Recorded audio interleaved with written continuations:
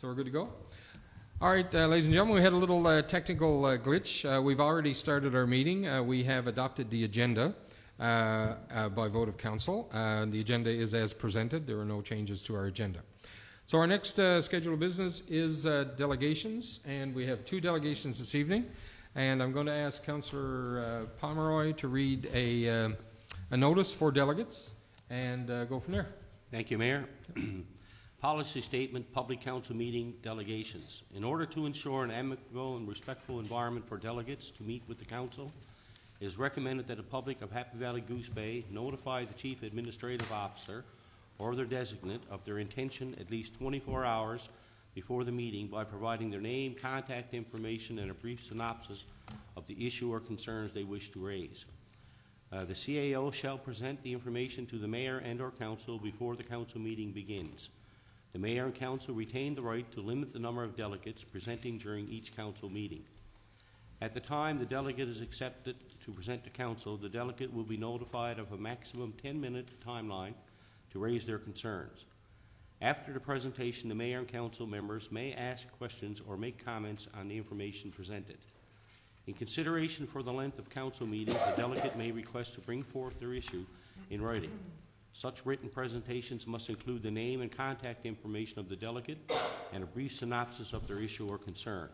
The delegate accepts a 1-week response time to allow for the Mayor and or Council or the Chief Administrative Officer to respond in writing. The 13th Council respects our constituents' right to present their issues or concerns. In accordance with this policy, the town of Happy Valley Goose Bay operates a respectful workplace, and all presenters and members of the public are reminded that any abusive or threatening behavior towards town employees or council will not be tolerated. Thank you, Councillor Pomeroy. All right, first up this evening is Mr. Clarence Shears. So I just ask you to come to the microphone and state your name just because for minute purposes. And you'll have 10 minutes. Mr. Shears, I don't need 10 minutes. The floor is yours. Oh, no, you have 10 minutes. I came here in 1960, before you guys were born, any. We had no road, no pavement, no water and sewer, no arena, nothing. We got it all now, but now I can't afford to live in it. My taxes keep going up. Boy. I mean, you got the new YMCA there that some people are using it. On my street alone, there's 12 seniors. Not one of us have been inside the YMCA yet. We can't afford it, and we don't need it. But it's costing. How much is it costing the town a month to run it? I've heard some astronomical figures, but what it's costing the town, which means next year my tax is going to go up again. So every year it goes up $700-800. I don't know why. I mean, you got a new garage coming up. It's going to cost a lot of money. You got they talking $50,000 a month for the rent. What about the hydro? It's probably another $8,000 or $10,000 a month. Nobody mentioned that yet. So I don't understand what's going on with the town. Not only that, on my street alone, I can't even go by the door anymore and sit down anymore. They won't be able to the summer. It's up to 20 people hanging around my yard, back and forth the street, up the back road, back down again, around on the street, hanging around the Mifflin Housing Building. The wife can't even mark the bingo anymore. So what's going on with our town? If someone could tell me, I'd really appreciate it. Yeah. Unfortunately, we don't have the option to be able to have that discussion back and forth in the delegation process, Mr. Shears. But I can tell you that the information that you've asked, we can ask the CAO to get you in terms of the cost of the Y or the other questions that you have, and also to advise you about what we can do as a community or what we're doing as a community from the dealing with the issue, the transit issue that you're talking about. I mean, I don't understand it anymore. I've lived here so long, I was quite happy. I don't know if I'd be able to stay here or not now or not. I'm not sure anymore. Yeah. It's just, I mean, one of my buddies already had to leave here. He moved to Alberta shortly after he died. That's beside the point. He couldn't nowhere to stay, nowhere to live. In his own house, he couldn't stay in it. Nowhere for seniors to go. That's all I got to say about that. I mean, if someone could explain it to me, I'd appreciate it. But yeah. Well, like I say, we can have our CAO get back to you with the information that you're requesting in terms of that, Mr. I mean, Shears. if it keeps going, how much is the tax going to go up next year? It's went up this year $800. Next year it's probably going to go $1,800 to cover all your expenses. I mean, it's like ex-councillor told me one time, when the output exceeds the income, the upkeep is your downfall. And this was happening in town council. There was a Councillor Conway, by the way. Yeah. He used to be here on council a couple of times, and he had passed away since that, but that was his famous quote. Yeah. And I got one question I'd like to ask, I don't know if I can or not. It's about the business I sold in Goose Bay. Apparently the town got no record now of it ever being sold. I asked for a copy of the bill of sale, I asked our previous mayor, Wally Anderson, I asked a couple of guys here, nobody can find it. Yep. So what happens to it? It would just disappear? You don't have no records, you can't prove who owns it anymore. I mean, how do you know who owns the repair shop? Yeah. I mean, I know who owns it, but if someone tried to take it, they're gonna have John prove who owns it, because the council don't know. You got no proof anyway. I mean, the bill of sale don't just disappear. If you're going to destroy it, you must put it on computer or something, store it somewhere. Records along that lines, I'm asking the CAO question, so records along that lines, are they attainable, like can we find them? Since 2016, they've been electronic. Yeah. We've like saved them electronically. Prior to 2016, they're paper. Okay. And it depends on, and I don't even know if we've received it, because there are times that sales have gone through that we didn't receive the paper from the lawyers. So can we look into his issue? I checked Okay. last Yeah. year before. Pardon? There was, There's been 3 garages sold there, do you know who owns them? yeah, I'll just say that I spoke with Mr. Shears after he spoke with Mayor Anderson. Yeah. And I did digging around in our basement at that time, and I was unable to locate anything in the property records down there for a bill of sale. So, And there's a reason why I wanted that copy of it. It's a good friend of mine, he's passed away, he was town manager. He did what the bill of sale for me. He signed it, he stamped it. It's Mr. Durno. I'd love to get it back, a copy of it anyway. Yeah. But I guess you got it gone, so yep, Councillor Palmer. Mr. Shears, do you know a date approximately when that would have transpired? no, the town can find out. Go check with, see when the guys started paying property tax. Kurt Bailey, who owns it. I mean, I got bills, after I sold it, I got bills for a year, but it's besides, but it's no trouble. The town can go back and see exactly when it happened. I'm sure you got it on file. Yep. You know, I can tell you That approximately. would probably be a So good can place to start. we find out a good place to start from that? Can we look back into it? Yeah, I mean, it's just, I only asked for something, that's a couple, 3 or 4 years ago I started this. Yep. I started asking questions. I asked Wally, because he said he was going to check on it. I don't know if he ever did or not. I think I asked a couple of guys and nobody checked on it. Nobody got back, they told me they can't find it, so. So, okay, so the only thing I can tell you, sir, is that we'll have our CAO. If you can provide her with that approximate date, Well, all you gotta do is just check the town Okay, files. yep, see so we when you can- paid the can we check property that? tax. we'll ask our SAT manager to look at that and then see if we can find. Well, she can find that information, It was Mr. 17 Shears. years ago, something like that. Yep, okay. That's all I gotta That's the say. best, Thank that's you the for best your we can time. do in terms of looking for it. Thank you, sir. Thank you. Next delegation we have Alicia Neville. So the microphone is yours. If you just state your name just for the records and for the recording. Welcome to Alicia Council Neville. Chambers. Thank you. Good evening. Thank you for allowing me a few minutes of your time this evening to talk to you about Labour House. We recently submitted a request for property tax exemption, which is why I'm here this evening. Again, I'm Alicia Neville, and I'm the Executive Director of Labour House. So as many of you know, Labour House is an emergency domestic violence shelter located here in Happy Valley, Goose Bay.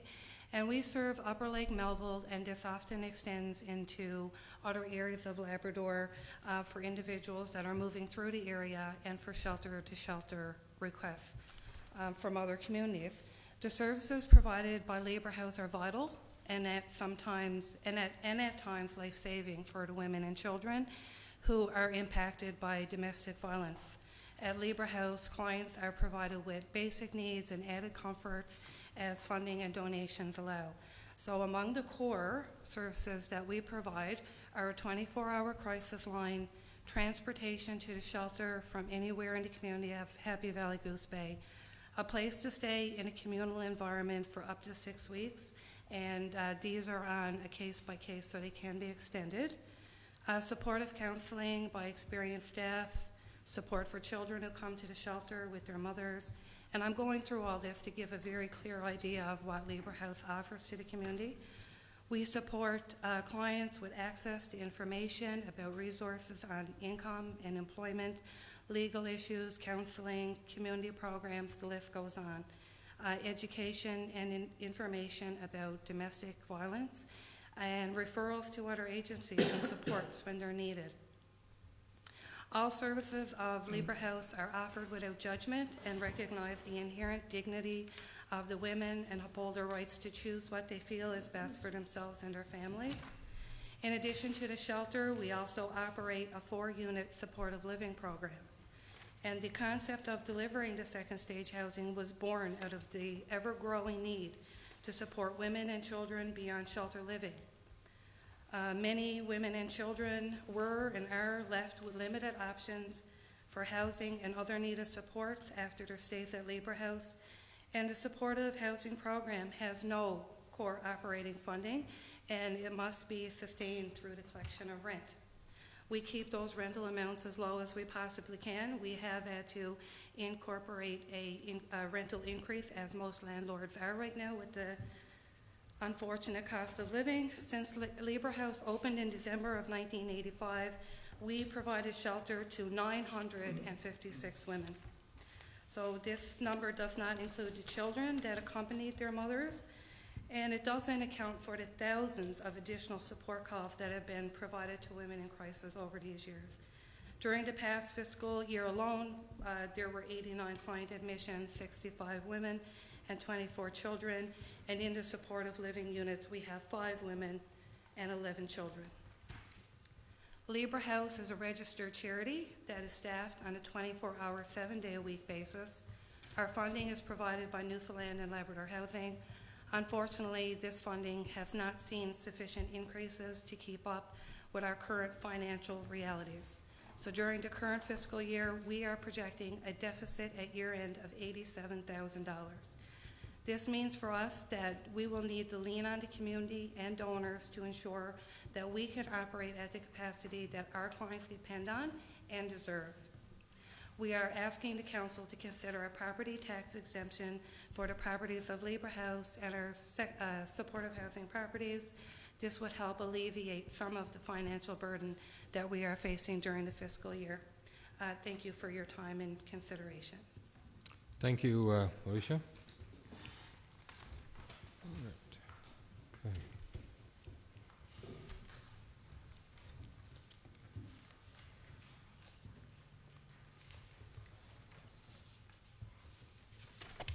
Okay.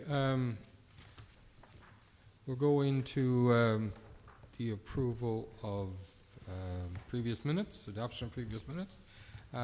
Before you are in a package, the minutes of the 57th council meeting is the first on March 26, 2024. Motion to accept the minutes.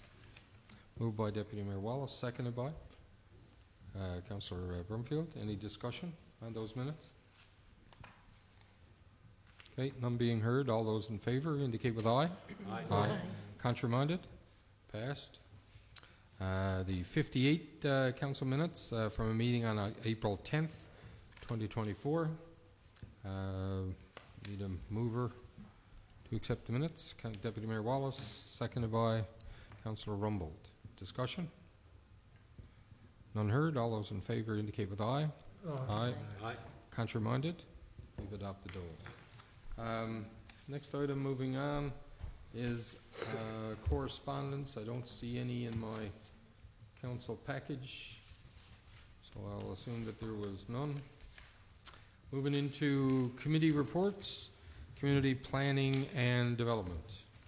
Councillor Compton-Hobbs. Thank you, Mayor. Community Planning Development Committee met on April the 16th. Present was myself, Chair Jackie Compton-Hobbs, Councillor Bert Pomeroy, Councillor Denise Rumbold, CAO Nadine McCauley, engineer Randy Dillon, engineer technician Mark Urquhart, GIS Mark McCritis, and executive assistant Kathy Eddy. Meeting called to order at 4:47 p.m. There was no presentations or delegations. We reviewed the minutes and action items. Some of the action items that we discussed was the compliance letter, and we were advised that Mark met with Nick Parrott, and he's aligning with the Surveyors Act, and Mark Urquhart will send a report with the new items via email and have the letter ready for the May meeting. So this is ongoing, and it'll be ready for May. The committee asked for an update on Spruce Meadow Farms, and engineer technician Mark Urquhart has been following up with Spruce Meadow Farms, and he's hoping to have an update again for us in May on this matter. We had some discussions around amendments to developments, and I'm going to be bringing forward quite a few there during the recommendations. We had a discussion around Valora Mortgage Specialists again around Mackenzie Drive, 3 Mackenzie Drive, and just to give you an update on that, the town has purchased some letters and numbers and signs, and they're going to be placing them in the next couple of weeks and billing the company. So that's the update on 3 Mackenzie Drive. Some new business, there were monthly permit updates. There were 5 permits issued in March. We had a deferred Crown Land application, new Crown Land application. There was non-discretionary land use. I'll be bringing forward some home-based business discretionary land use, 6 ML and 41 McDonald Markland Road. There's one coming forward that I declared a conflict in the committee meeting, and I will declare a conflict when it comes forward here.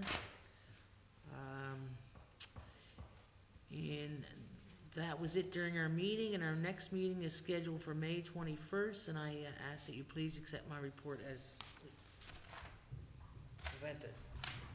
Okay, moved by Councillor Compton Hobbs that we accept the Community Planning and Development Report as presented, seconded by Councillor Pomeroy. Discussion? I have one discussion, or one item. So we have been continuously talking about issues, but is it because the department is busy, or like, you know, we're not seeing much update in terms of, like, you know, particular issues like the Action items? Yeah, the action items. We asked the same question, and we're told that he's swamped with, you know, people putting in applications and permits, and that's the answer we got. Mr. Dillon, I don't know if you can answer any more. We've only seen 5 new permits issued. Is there a particular issue that? No, well, I'm looking at just from an information item like the Spruce Meadow one. We've been dealing with, you know, the issue, and yes, we finally got to the stage where we have the stuff issued or purchased. But you know, has there been any follow up with the mortgage company, the Valor Mortgage Company?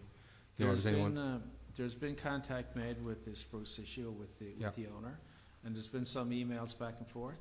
And I know that is a work in progress, basically.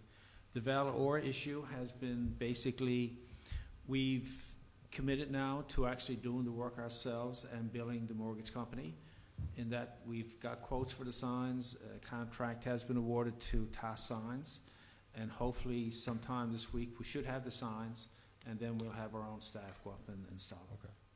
So we reached out on March 19th with a letter. We didn't receive any.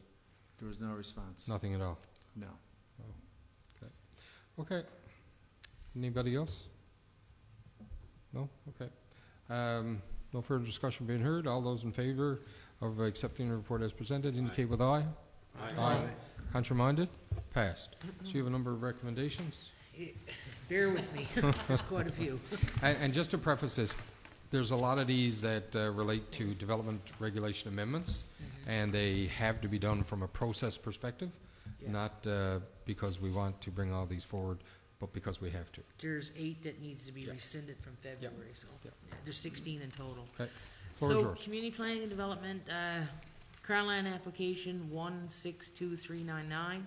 The Community Planning Development Committee recommends council deny Crown Land's application 162399 located on Hamilton River Road west of the hospital, as a comprehensive development plan is not permitted in the open space, parks, and trail zone. Okay, it's moved by Councillor Compton Hobbs on Community Planning and Development Committee that council deny a Crown Lands application 162399 located at Hamilton River Road west of the hospital. Seconded by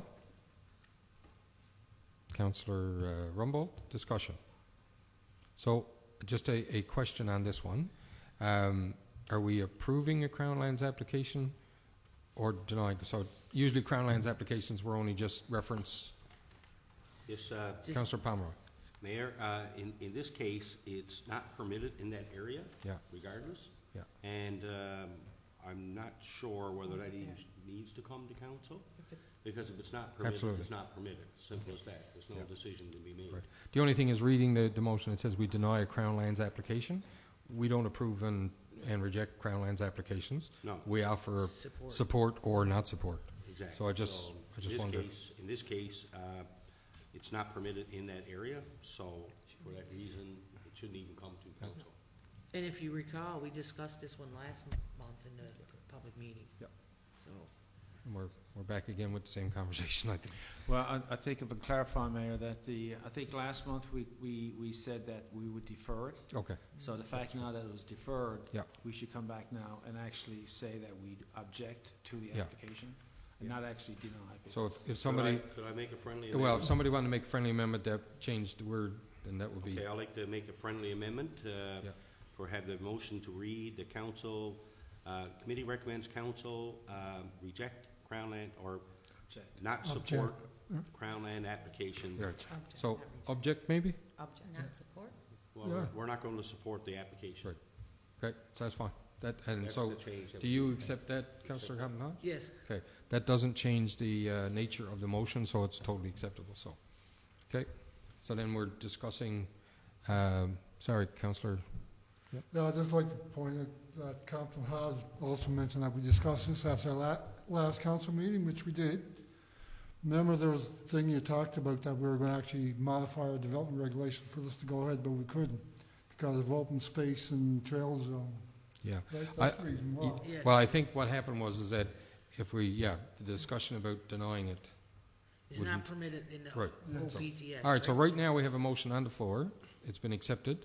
That's that the council objects or won't support, was the words, will not support Crown Land application 162399. Any further discussion on that motion? Okay. Any further? Okay, none being heard. All those in favor of the motion indicate with aye. Aye. Contrary-minded. Next recommendation, please. Home-based business, 6 Hamel Street. The Community Planning Development Committee recommends council support and approve the home-based business application at 6 Hamel Street for MDW inspections, which will operate a home office for a home inspection company, subject to compliance with the town regulations and conditions. Okay, it's moved by Councillor Compton Hobbs that council support and approve a home-based business at 6 Hamel Street for MDW inspections. Seconded by Councillor Brumfield. Discussion? This was advertised, Mayor, and there was no concerns. Perfect. Okay, any further discussion? Okay, all those in favor indicate with aye. Aye. Aye. Contrary-minded? Passed. Next recommendation, please. Home-based business, 41 Merkland Road. The Community Planning Development Committee recommends council support and approve the home-based business application at 41 Merkland Road for Valley Co. Construction Limited, which will operate a home office for a construction maintenance company, subject to compliance with all the town regulations and conditions. Okay, it's moved by Councillor Compton Hobbs and the CPD committee that council recommends support and approves home-based business at 41 Markland for Valley Co. Construction. Seconded by Councillor Rumbold. Discussion? Just, Councillor Pomeroy first. sorry. No, Yep. sorry, you want to go ahead? No, go You're ahead. probably going to say what I'm gonna- We're gonna say the same thing. We're going to find out shortly. Go ahead, Councillor Pomeroy. So in this case, we did have one letter of objection to that. Okay. Concern over whether there would be a construction company operating from that location. While the company will operate from there, there won't be any, like, machinery or tools that would have to be there. Like, there won't be a business operating there as such. It'll be just more of an office, and work will be conducted off-site. So my question, will that be clearly stated that no storage of materials? Well, or- it's in the regulations. Yeah, but will it be just to clearly clear. Yeah. stated on the permit? Yeah, it's in the town Okay. regulations anyway. Conditions Yeah, of- I know, but sometimes people don't read the town regulations, but if it's clearly stated that approval is given based on, Yeah. subject to XYZ, those yeah. conditions, okay. And just further to that, his other concern was the parking, increase in vehicles, and staff were gonna reach out to him and tell him about the section 54 it was, is now whatever, that the vehicles are not permitted there in front of the property or in his parking lot, or, And that's like I say, I think it was identified clearly in the permit. It's in Yeah. the regulations that Yeah. identifies a number of vehicles that can be there at any Yeah. given time. what's the new I think it's section? 1 an hour. Yeah. All right, any other discussion? Okay, all those in favor indicate with aye. Aye. Contrary-minded? Passed. Next one, please. Next one, Mayor, had to declare a conflict Okay. as I am chair of the Housing Coalition. Okay, it's, the record indicate, and yeah, she'll move to the gallery, sorry. Okay. You're gonna take the, okay, Councillor Pomeroy. Yes, sir. Just Thank you, wait Mayor. just 1 second until she's away from us. There we go. All right, here we go. Comprehensive Plan Development, 8 Learning Street. The CPD Committee recommends council support and approve the application from the Housing and Homeless Coalition to add a second fourplex at 8 Learning Street as part of a comprehensive plan development, subject to compliance with all the town's development regulations and conditions.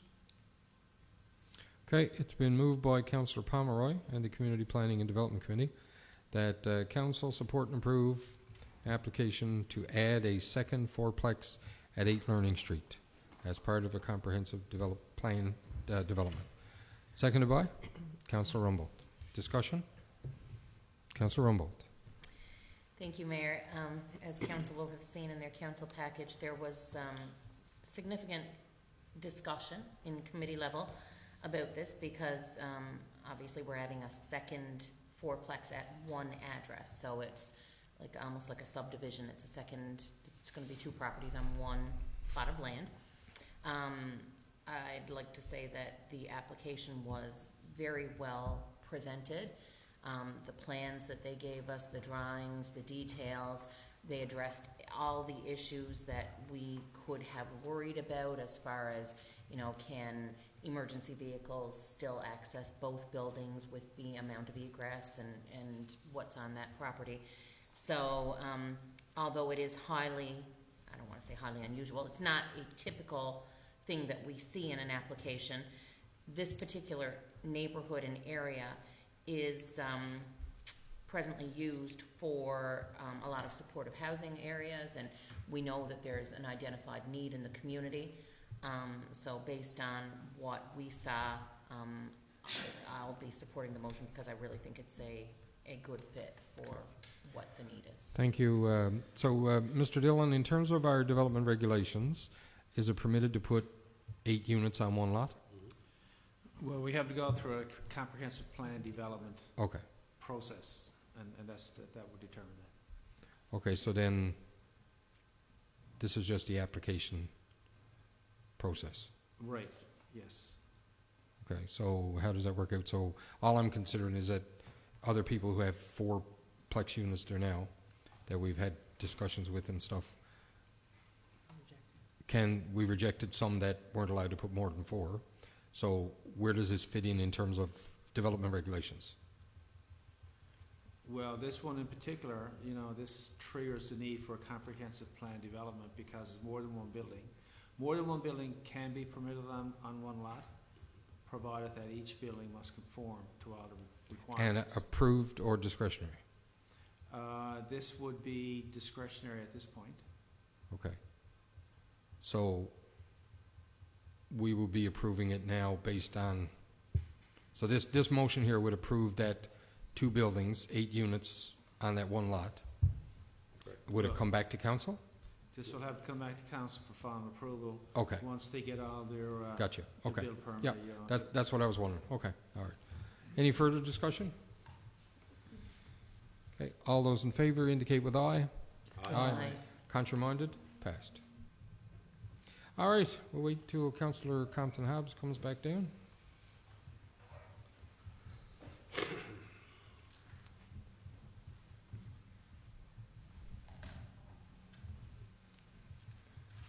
And the floor is yours again, Councillor Compton Hobbs, to continue with the recommendations. Okay, motion to rescind motion. Oh, sorry. I'm just reading the motion and declare conflict, as this is my result of my. Oh, okay, all right, yep. So please have the record indicate that Councillor Winters is indicating a conflict in this particular, this is a family relation.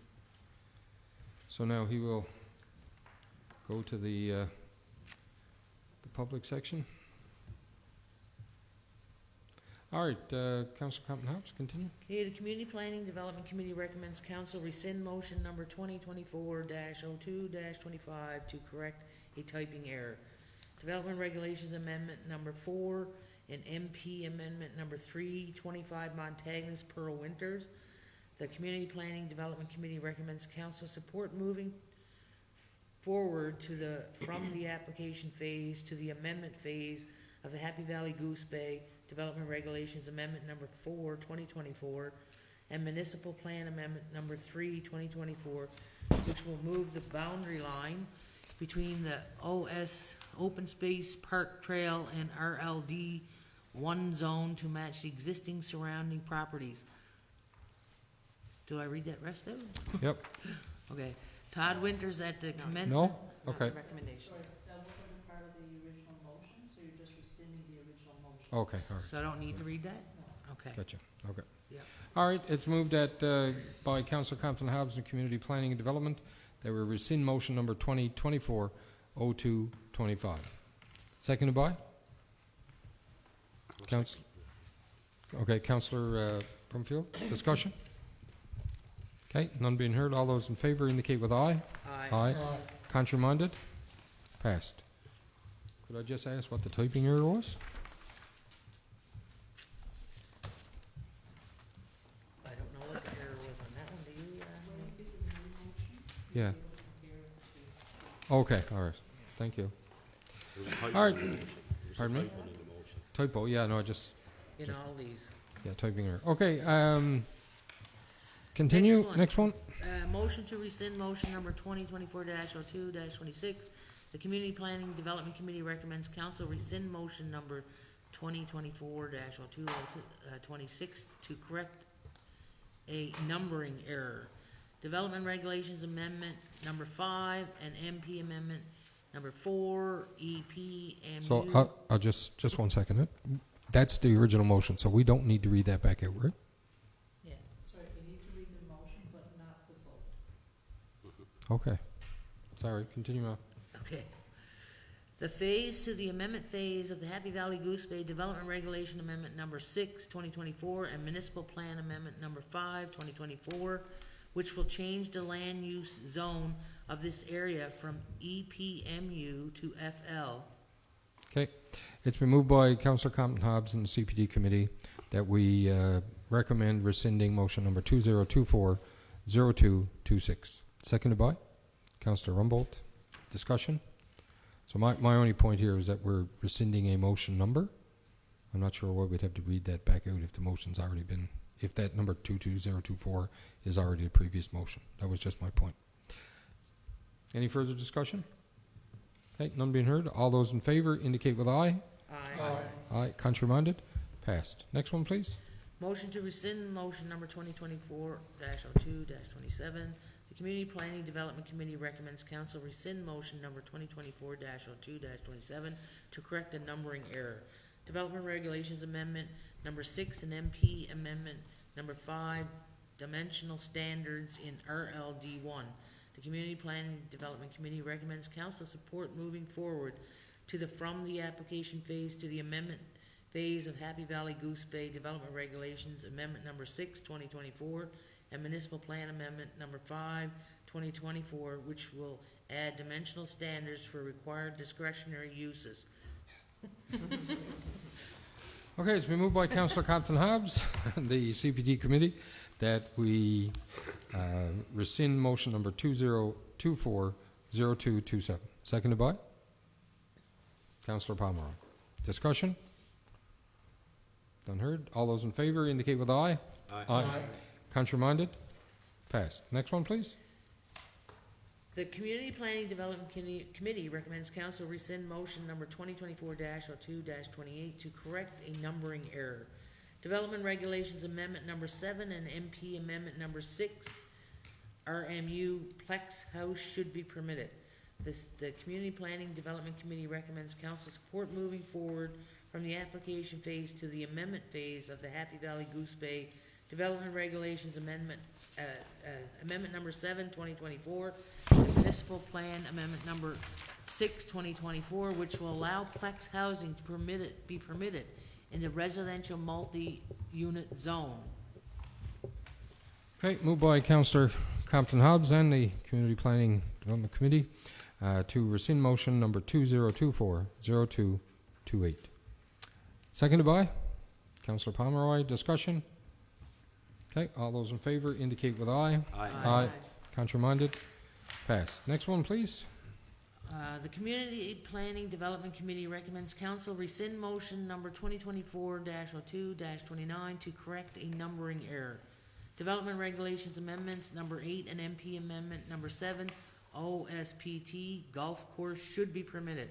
The Community Planning and Development Committee recommends council support moving forward from the application phase to the amendment phase of the Happy Valley Goose Bay Development Regulations Amendment number 8, 2024, and Municipal Plan Amendment number 7, 2024, which will add a golf course to section 5.4.2's description of open space, parks, and trails.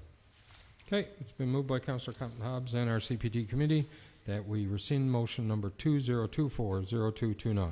Seconded by Councillor Brumfield. Discussion? None heard. All those in favor indicate with aye. Aye. Contrary-minded? Passed. Next one, please. Oh, sorry. Okay, is this Sorry, a- one question here. Declare again. Okay. This is regarding, The J? J, Okay. J. All right, so please have the record indicate that Councillor Winters is declaring conflict in the item J, which directly relates to the previous declaration. All right, continue, please. Development Regulations Amendment number 4 and MP Amendment number 3, 25 Montagnus Pearl Winters. The Community Planning Development Committee recommends council support moving forward from the application phase to the amendment phase of the Happy Valley Goose Bay Development Regulations Amendments number 4, 2024, and the Municipal Plan Amendment number 3, 2024, which will move the boundary line between the open space park trail and RLD 1 zones to match the existing surrounding properties. Okay, it's been moved by Councillor Compton Hobbs and CPD committee that council recommends supporting, or council approve, moving forward with Regulation Amendment number 4 and Municipal Plan Amendment number 3 as presented. Seconded by Councillor Rumbold. Discussion. So, just quickly, was there an issue, someone make a mistake with the numbering in the previous amendments, or why are we redoing all these? There was one of the amendments were actually withdrawn. Okay, That changed the whole numbering system. okay, gotcha. And because All right, of that, okay, I understand, okay. Any other discussion? Is that what you were going to say, Councillor Palmer? Yes. Okay. All right, all those in favor indicate with aye. Aye. Contrary-minded? Passed. Return, Councillor Winters. Somebody's beeping? Oh, okay. Okay. Can continue on, please. Development Regulations Amendment number 5 and MP Amendment number 4, EPMU to FL. The Community Planning Development Committee recommends council support moving forward from the application phase to the amendment phase at the Happy Valley Goose Bay Development Regulations Amendment number 5, 2024, and Municipal Plan Amendment number 4, 2024, which will change the land use zone of this area from EMPU to FL. Okay, moved by Councillor Compton Hobbs and CPD committee that we approve amendment number, Development Regulation Amendment number 5, Municipal Plan Amendment number 4. Seconded by Councillor Rumbold. Discussion? Okay, all those in favor indicate with aye. Aye. Contrary-minded? Passed. Next item, please. Development Regulations Amendment Number 6, Dimensional Standards in RLD1. The Community Planning Development Committee recommends council support moving forward from the application phase to the amendment phase of the Happy Valley Goose Bay Development Regulations Amendment Number 6, 2024, which will add dimensional standards for required discretionary uses. Okay, moved by Councillor Compton Hobbs that council approve amendment number 6, dimensional standards in RLD1 zoning. Seconded by Councillor Brumfield. Discussion? I have one question. There's no reference here to changing the municipal plan. So do I assume that the municipal plan number stands correct at the previous one, or did we forget a sentence? Municipal Plan Amendment. So if you look at the previous one, the RLD1, it says municipal plan amendment number 5, and so does it stay at number 5, or do we just? Number 6. Yeah, but in the previous one. Number 5, yes. Yeah. So the municipal plan number 5. Did we just miss a sentence potentially? No, Mayor, that's just it's just going to be an amendment to development regulations in general. Is that? So it won't change our plan. No, it won't change the plan. Okay, because the previous one. Okay, all right, good. All right, any further discussion? Okay, all those in favor indicate with aye. Aye. Contrary-minded? Passed. The next one, please. Development Regulations Amendment Number 7 and MP Amendment Number 5, RMU Plex House should be permitted. The Community Planning Development Committee recommends council support moving forward from the application phase to the amendment phase of the Happy Valley Goose Bay Development Regulations Amendment Number 7, 2024, and a Municipal Plan Amendment Number 5, 2024, which will allow Plex housing to be permitted in a residential multi-unit zone. Okay, it's moved by Councillor Compton Hobbs and the CPD committee that we approve Development Regulation Amendment number 7 and Municipal Plan Amendment number 5. Seconded by Councillor Rumbold. Discussion? Okay, none heard. All those in favor indicate with aye. Aye. Aye. Contrary-minded? Passed. And I think this is your final one. Development Regulations Amendment Number 8 and MP Amendment Number 6, Open Space Park Trail Golf Course should be permitted. The Community Planning Development Committee recommends council support moving, be it resolved, skip the page. Moving forward from the application phase to the amendment phase of the Happy Valley Goose Bay Development Regulations Amendment Number 8, 2024, and Municipal Plan Amendment Number 6, 2024, which will add a golf course, Section 5.4.2's description of open space parks and trails. Okay, it's been moved by Councillor Compton Hobbs and our CPD committee that we approve Development Regulation Amendment number 8 and Municipal Plan Amendment number 6. Seconded by Councillor Brumfield. Discussion? All those in favor indicate Mayor, with can I just ask a question, Mr. Dillon? So now that all these regulations are voted on and motioned on, will they be posted now on the website, or what's the next step? They got to be approved, I guess. This just changes them from application to amendment, right? Yeah. Yes, So- just go through yeah. the process. There's a process there to have the final amendment. So can you just step us through what the final process is from here now? I'm just asking because this is April and we dealt with this in February, and But there's an approval from the minister and all that stuff. You Commissioner. Well, it has to go into the province, and has to go to municipal affairs. They have to approve it. It goes through all that process, and it has to be gazetted and approved by in the gazetting process. Okay, thank you. That answer your question? yes. All right.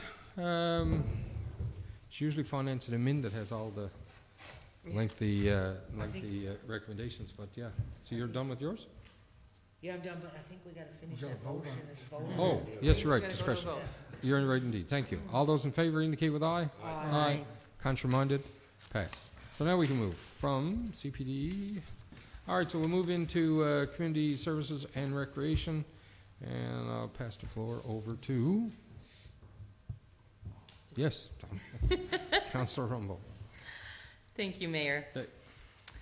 Community Services and Recreation Committee meeting was held on April 9th, 2024. Present were myself as chair, Deputy Mayor Ella Wallace, Councilor Hayward Broomfield, Mayor George Andrews as ex officio, Supervisor of Assessment and Taxation Kelsey Shellswell, Director of Protective Services Brad Butler, and Director of Engineering Randy Dillon. The meeting was called to order at 4:32 p.m. There were no delegations present. I'm backing up because I'm looking at my minutes and I'm thinking, did I miss Greg? Greg, were you present in that one? Maybe not. No. Nope. He was. Okay, so I will say, because Greg usually attends our meetings, that regrets were extended by our Community Development Manager, Greg Osmond. So the meeting was called to order at 4:32 p.m. There were no delegations present. The agenda was approved with new business added. Previous minutes were reviewed and no errors or omissions were noted. The action items were reviewed and the Director of Protective Services, Butler, was able to update committee on all items. Some notable items included: contact has been made with local companies to determine options for rolling the Mealy Mountain Collegiate Soccer Field. Sizing has been obtained from CSR staff and new uniforms ordered. A plaque has been ordered for Clyde's room and a dedication date will be set once it arrives. And a plan is in place for the ice removal at the E.J. Broomfield Arena, and other maintenance such as banner replacement and netting will take place during this process. We were able to remove some items from the action list as they are now complete and do not need to be carried over any longer. For new business, the Visual Sports Management Agreement, the company, Visual Sports Management, would like to present to the committee explaining their service. Committee requested that the Director of Protective Services, Butler, set up a presentation for the next Community Services and Recreation Committee meeting with the company. Active NL Fund, DPS Butler explained applications for Active NL are due on September 30th, 2024. CDM Osmond is handling the age-friendly grant, and DPS Butler will look into other applications. It was noted that a club for those over 50 years of age has recently been formed in our community. The committee will be extending an invitation for the 50-plus club to come in and discuss their initiatives and to offer our support. Summer recreation preparations, applications have already been completed. It was suggested by Deputy Mayor Wallace to check last year's employment positions versus this year's, as something was added last year and we want to make sure we have the correct staff.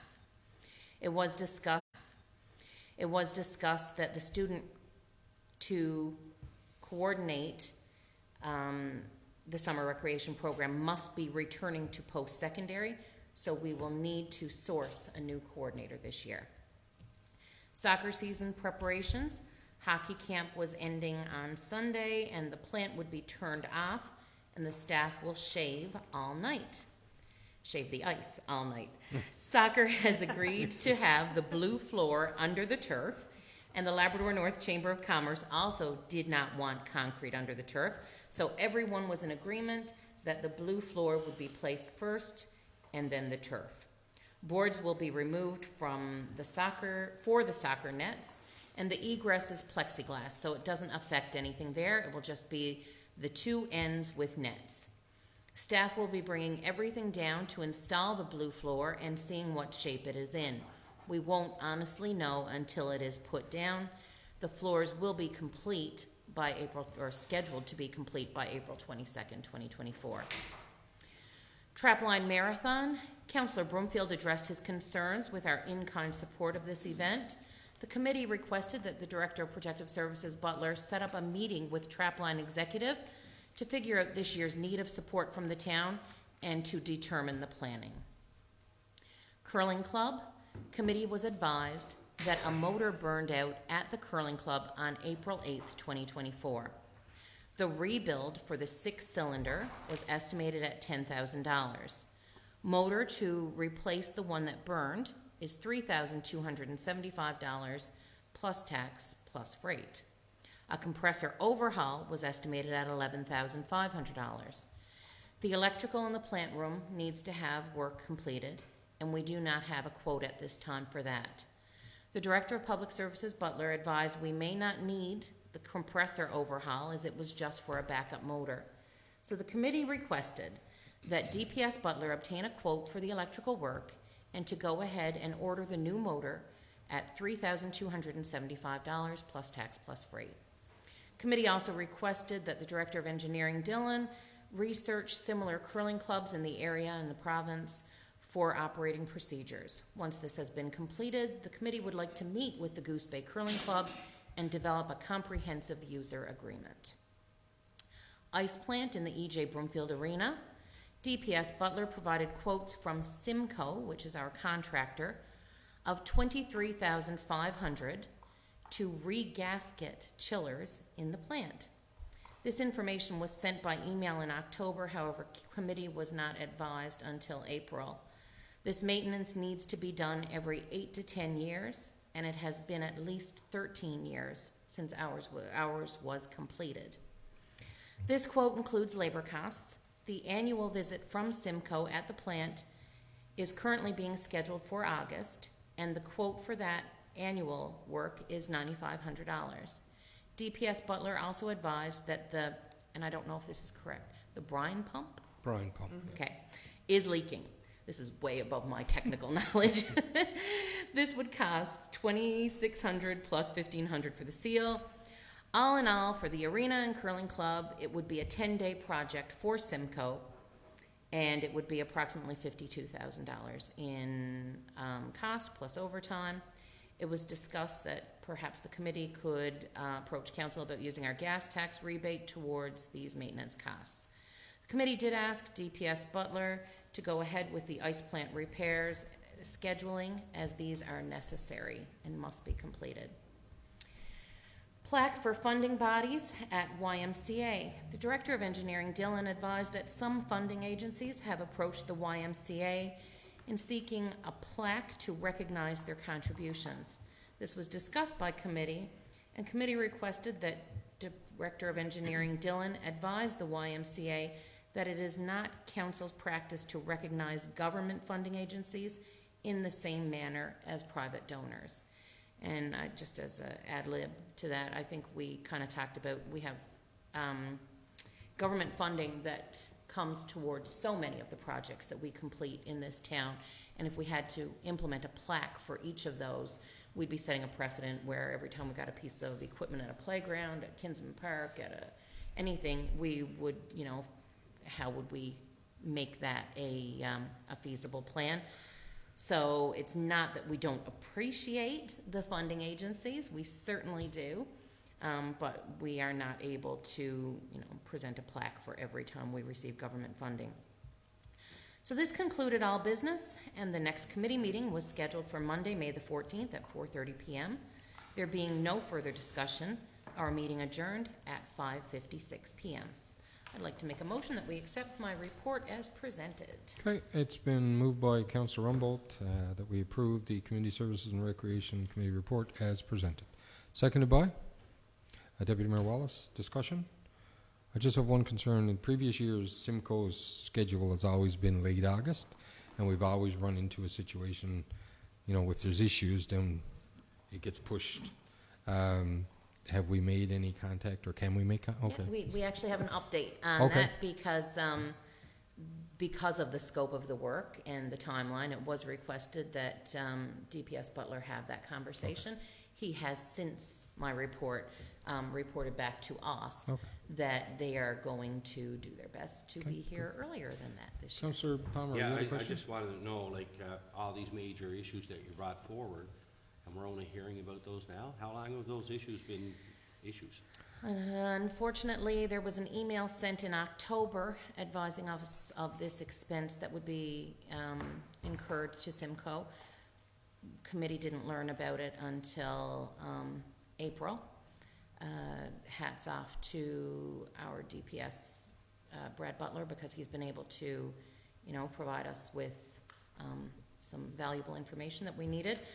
It's unfortunate that we didn't actually know this last fall, because we would have budgeted accordingly, and we didn't have that opportunity. But again, Mr. Butler has been taken on additional responsibilities in this department for us, and he has absolutely been very thorough in uncovering everything that we need to make sure that we're on track with all our tasks that we need to complete. Do you have anything else on that one?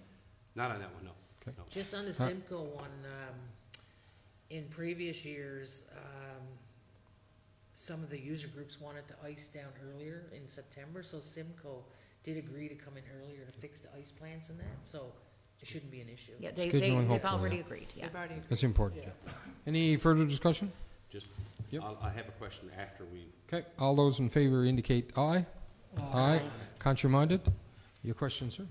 yeah, just, you mentioned the ice coming up and the turf going down. I'm just curious, like last summer, last May, actually, the soccer club, now I know it's up to you to declare, but last year, the Lake Melville Soccer Club sent a letter to council on the summer rental rates at the arena.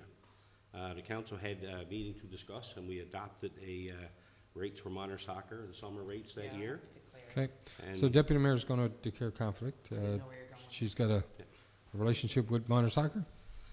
Okay, she's moved to the public portion. Go ahead, sir. so the motion was adopted at the May 3rd meeting, and the motion states that the minor soccer turf rental will be set at $50 per hour, and general floor rental will be set at $70 an hour. But the motion was not reflected in the policy that was rolled over to this year's budget. So the amendment was not made to the motion that was adopted by council to set those rates. And my understanding is now minor soccer is being billed at $125 an hour as opposed to $50, based on a motion that we put forward in May of last year. I'm thinking it's an oversight. Yeah, I agree. I'm thinking it's an oversight, and that we can get that corrected. Yep. And get that information to the minor soccer Yep. people, because they've been told that they have to pay $125, even though we passed a motion in this chamber So indicating what. in the your rates should FAP meetings, be. What's that? in your FAP meetings, there were the budget meetings. Yeah. Was it picked up there It or not wasn't picked picked up up there? then, because the motion was never changed after the Gotcha, May from meeting, there, when it yeah. should have been revised at that point. Okay, yeah, I agree. So, Policy F0002. so F0002 was never changed. It should have been changed in May of last year. Well, it was changed, yes, to reflect those rates, So but it was never changed, and this they year's, just right. took the rates from last year Yeah. and they just rolled them over. correct, yeah. So I don't know if we need to have a motion to rescind that particular policy that we did in January, because we had to go through all those policies and set fees, if that has to be changed, and, because obviously the policy was amended last year. Yeah, I think the intent is that our policy would have been what the motion reflects. It should have been, yeah. But I know we have to have them done by the end of March. Can we go to municipal affairs to find direction from, that's an error. I don't think anyone sitting around this I think table it's an error. I think it's an wanted to oversight. reflect that. Yeah, it was. Councillor Palmer, did you say there was a motion last year by council to change? The motion Yeah. was adopted by Rates? council at the May 3rd meeting. I have a copy of it here. Bear with me. Adoption, so it was the 36th meeting of council, May 3rd, 2023. Changed the policy F0002. Deputy Mayor Wallace declared conflict. The motion reads, Finance Administration Policy Committee recommends council set and approve the rates for the summer use of the arena floor as follows. Minor soccer turf rental will be set at $50 per hour, plus HST for $57.50, and general floor rental will be set at $70 an hour, plus HST at $80.50, and that was moved and approved by council. Okay. Okay, so that wasn't carried forward during the budget process? No, it when you Yeah, gave there the wasn't- rates? There was Yeah. no change reflected The in rate that schedule policy. wasn't changed yet. But I think that's the intent of council very clearly by the motion, right? So Yeah. can we Yeah, just, So the policy will need to be brought forward through committee to be amended again? So you can bring it forward Well, at the the May, policy's already been amended in May of last year, but you They have to adopted a do new yearly. one in so we just February. have to rescind that and Yeah. bring this one back in, that, You can adopt an amended policy, okay. so you can amend it through committee through next time and adopt it, or Do bring we- it forward to councils for a motion. do we need to wait till next month? The fees are different than taxes, so Right. they don't follow Right. that March Right. 31st Yeah, deadline. that's, and that's why we changed it. But do we need to wait? Can that come to the floor through the chair? Well, would that be addition to your agenda? Well, we're in Well, the FAP, agenda's we adopted. can, I think we're too late to add it now, well, but, I would think that, you know, they wouldn't be charged any more than what we agreed to in May of last year. Right. And as far as I understand, they've been told they'll be paying twice as much. So that needs to be brought back to his committee and brought But I back don't to the think it public needs to, meeting does next that month. really need to The go through that effective- process for another month? I mean, no, that's what I'm trying to get to. they're I mean, starting their soccer season, like, within the next couple of weeks or so. Yeah, but you can adopt the policy with an effective date that's prior to the date that you're putting it forward. okay, it's just as someone's not hounding them to pay. So we just adopt the policy effective as of whenever we pass the budget, whatever Yeah, date that was. We would have it on the same date. Okay. But again, I go back from an efficiency perspective. Do we need to wait for another month to do that? Well, you don't have an amended policy in front of you to discuss. No, but we're amending a dollar figure, an amount that we're Unless gonna, we call a that special we're gonna meeting. keep. We can call a special meeting on that because I think We don't. it's, to be clear, because I was approached by some members of the Yep, soccer. no, rightly so. And Yep. they're concerned because they were going on these rates. Yep. And, if the rates are double, that's gonna put a lot of problems for them. We'll fix the issue. Is that what I'm hearing? Councillor Rumble? Can I ask, just because I'm confused, so will this come through CSR or through FAP? FAP. FAP. It would be happy, Because it's FAP, rates. but Okay. you had brought up the issue of the turf and getting ready for the soccer season, and I Okay, just wanted to, if it came into my mind, so okay. I had a note on it. I was thinking it was something we had missed in our meeting, but okay. No, so no, it was it's- through the budget process. Okay, Yeah. gotcha. Okay, so just to be clear, then, we are going to revisit this with a retroactive date back to the beginning of the season. Okay, all right. Is that correct? You were good there? Okay. All right, okay, so that should be a non-issue. So can that information be communicated through to the user group? Through either yourself or, right now, Director Butler? Okay. All right, so we're good with that one? We're good with CSR? There's no recommendations? No recommendations, thank you. All right, so we can have the deputy mayor come back to our table. All right. Okay, so moving, next item, we'll go to finance and minute policy, and I will put the floor to Councillor Palmer. Thank you, Mayor. The Finance Administration and Policy Committee met on April 15th. Present were myself as chair, Councillor Hayward Broomfield, Councillor Todd Winters, Chief Administrative Officer Nadine McCauley, Director of Financial Operations Mike Dollamont, Superintendent of Taxation Kelsey Shelswell, Community Development Officer Greg Osmond, and Executive Assistant Kathy Eddy, who took the minutes. The meeting was called to order at 4:55 p.m. The agenda was approved with one addition related to the policy around not-for-profits. There were no delegations.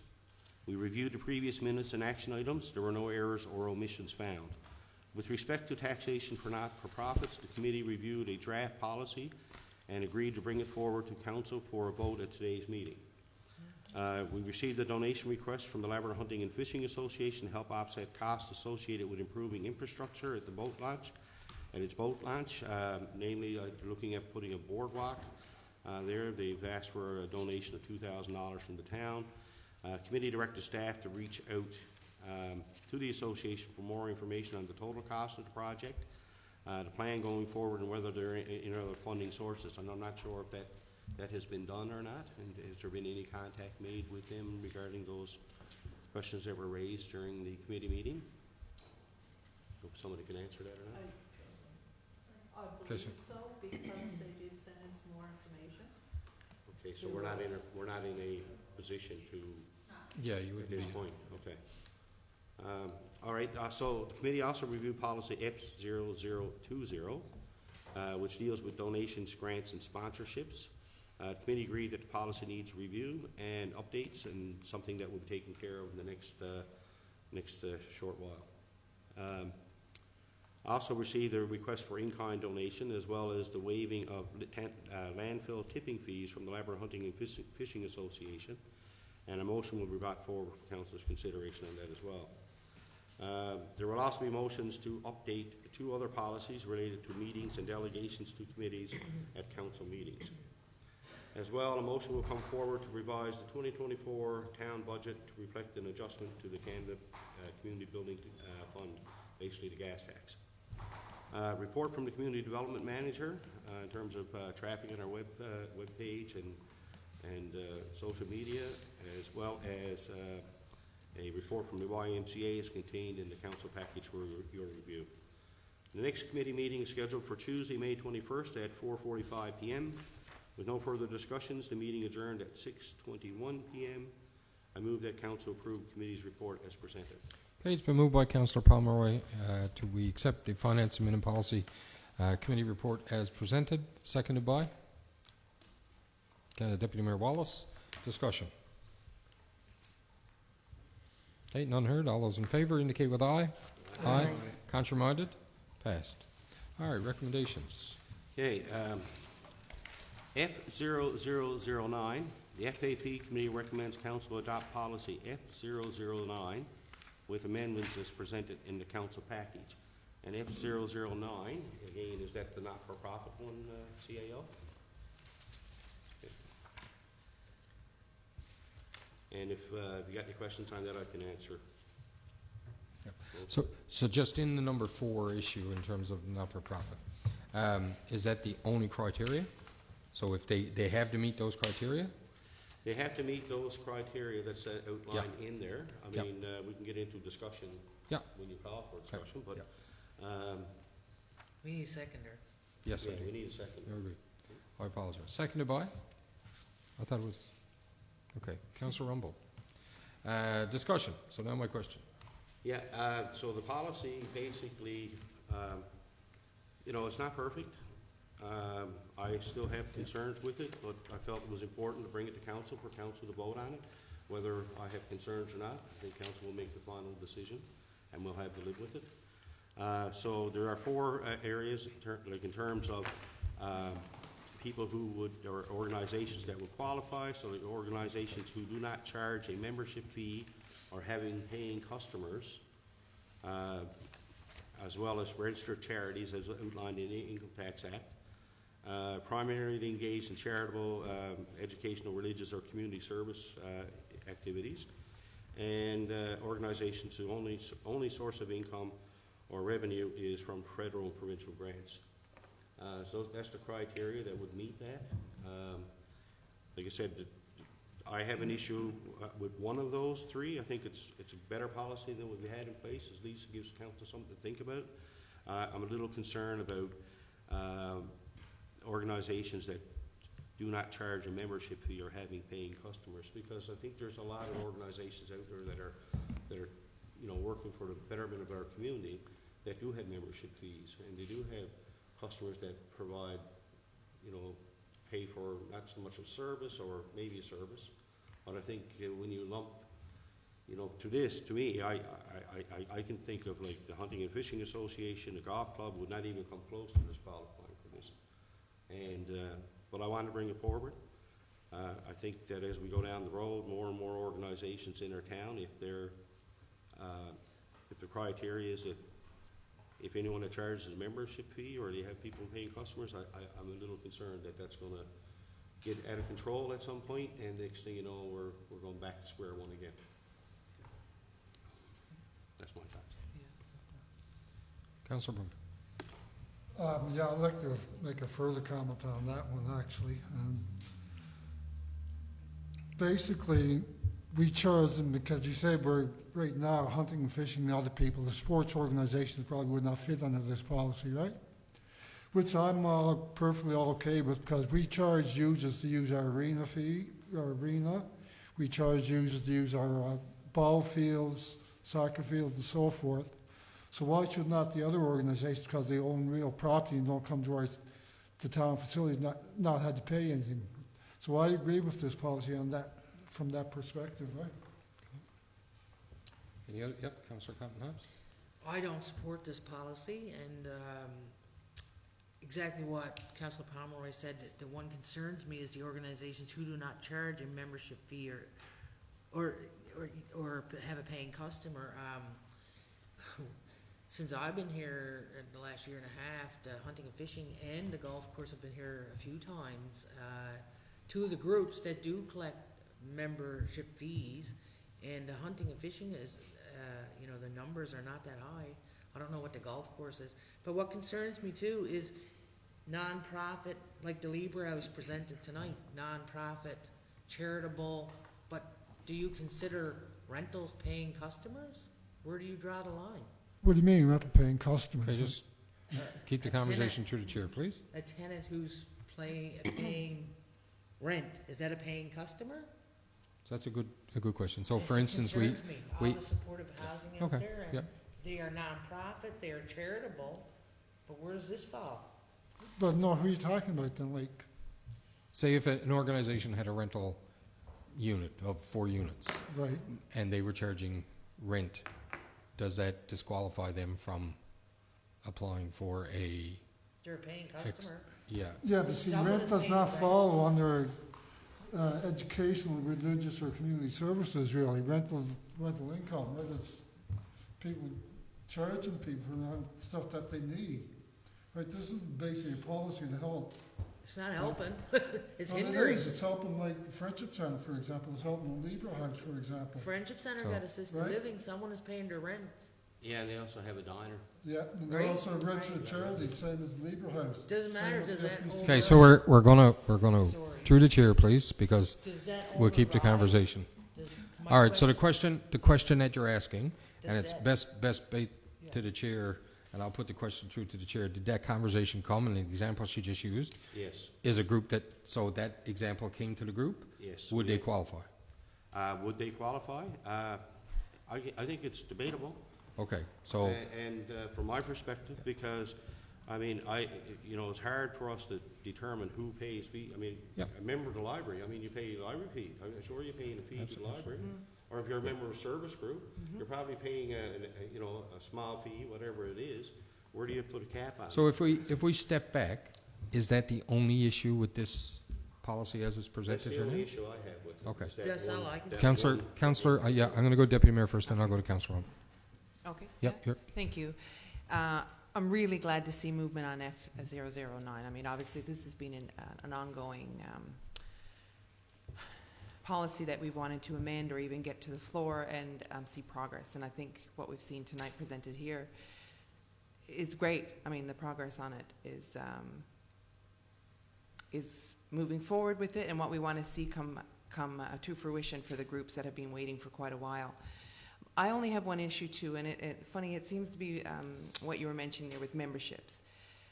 Just because a nominal fee is asked as a paying member or a membership fee collected for a group, does that completely omit them? I mean, it has to be not means tested, because then you're going into a whole other kettle of fish, but just because a not-for-profit group collects a membership fee shouldn't be a reason that disqualifies them for this. Yes. I mean, there's groups here in town that are not-for-profit sporting groups or not-for-profit groups that charge an exorbitant amount of membership fees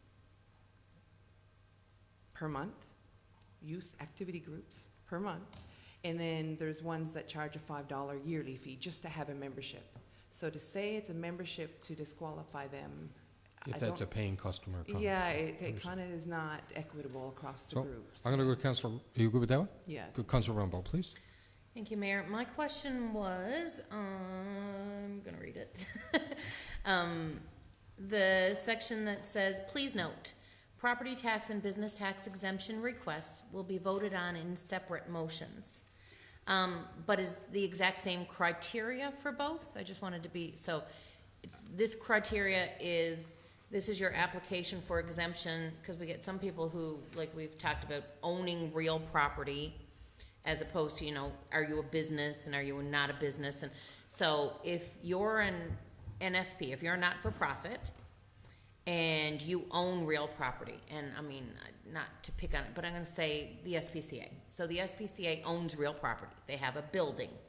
So they may say, okay, we wanna submit a request for a property tax exemption, and then also a request for a business tax exemption. So we're using the same criteria for both, but we're just voting on them because they're billed separately in two separate motions? They are two separate issues, really. Right, but same Two exemptions. exemption criteria? Correct. Okay. Yep, Okay. makes sense? And Councillor Compton-Hobbs. Because there's concerns around that line, organizations who do not charge a membership or fee, or can we defer it and get more information? Yeah. So the point I was trying to make is that the policy's there, so there's one line in that policy now that, Or can so we- we've made a huge progress, because we did say last August, and we were going to be working on it, and we continues to work on it. Our director of SAT, I'm sure, is, sick of hearing us about time to work on this, because this is what we've been trying to do all along. It's not easy, and as you can tell, the discussion around trying to fit. My question is, in terms of not-for-profit and the income tax exemption, or the income tax registered charity issue and stuff. So that one line creates some contention.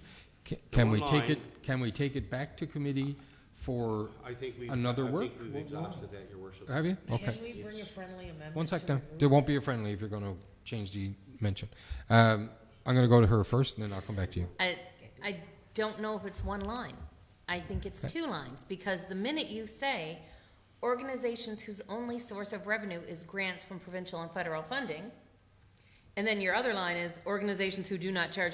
So if we took out the line that says organizations who do not charge a membership fee, but we still leave it saying organizations whose only source of revenue is grants from provincial and federal funding. We'll move along. So what Okay, I'm so saying is Councillor that Pomeroy. if any organization don't meet one of these, then they're out. Right, so that's what So- I'm saying, you've got two, if we struck So- out that whole line of Yep. organizations who do not charge a membership fee, if we took that line out, Yeah. but we're still saying organizations whose only source of revenue is grants, and then we're like, well, obviously your only source of revenue is not grants because you get a membership fee. Yeah, well, they get So- grant- But they also get grants. they get Right, but- grants and Okay, membership one- fees. Wasn't that Councillor, your only- That's excuse not me, their folks. only Excuse me, source of folks. Qualify with a membership. Councillor Pomeroy, please. They would not qualify if they charge a membership fee. So it's kind of like reinforcing the one before that. Right. But like, so if of those 5 bullets, or 4, sorry, they don't meet one of those, they're out. They don't have to meet all of them, just they don't have to meet one. So the first one, straightforward, second one.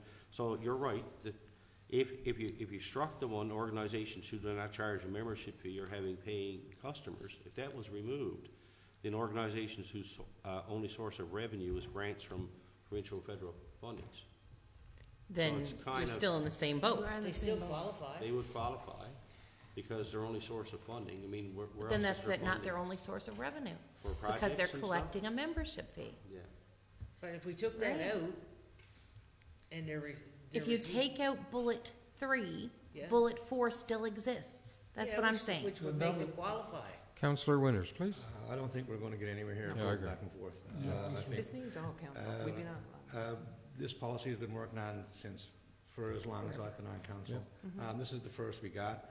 I don't mind going any further. I mean, it's just a matter of, I think, bringing all council in with the information with regard to 100%. presenting the policy prior it's coming to council for voting on, so that all input could be put in.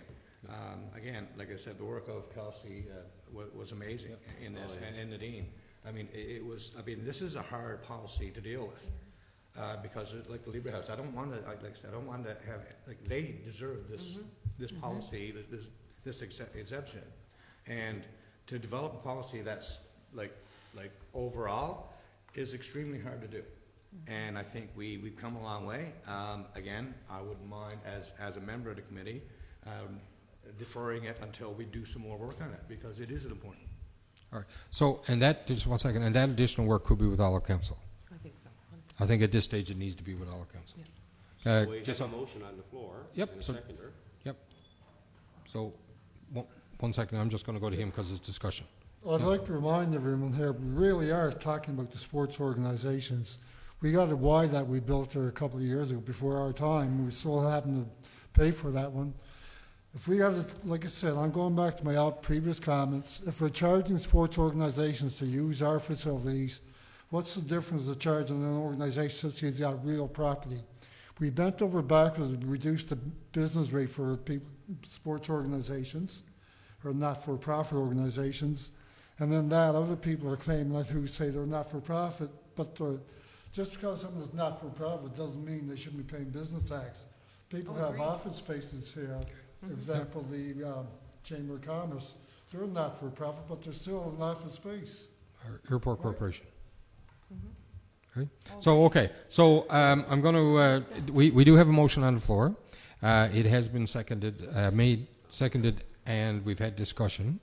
Did you want to say something else? Just to make clear, a quick one. I'm not, I don't know if you're misunderstood. I'm not saying it's in the benefit of sporting organizations. I'm quite the opposite in what I just said, actually, for one particular one. It's just, I don't think it's equitable at the moment as is, so I would prefer all council be involved. So, I want to add one more comment. What we're debating here, this is where we debate these issues Yeah, right that's here, right. so we should be able to speak to it. It's not a lot of money for nonprofit. What's coming to the town is not a lot of money.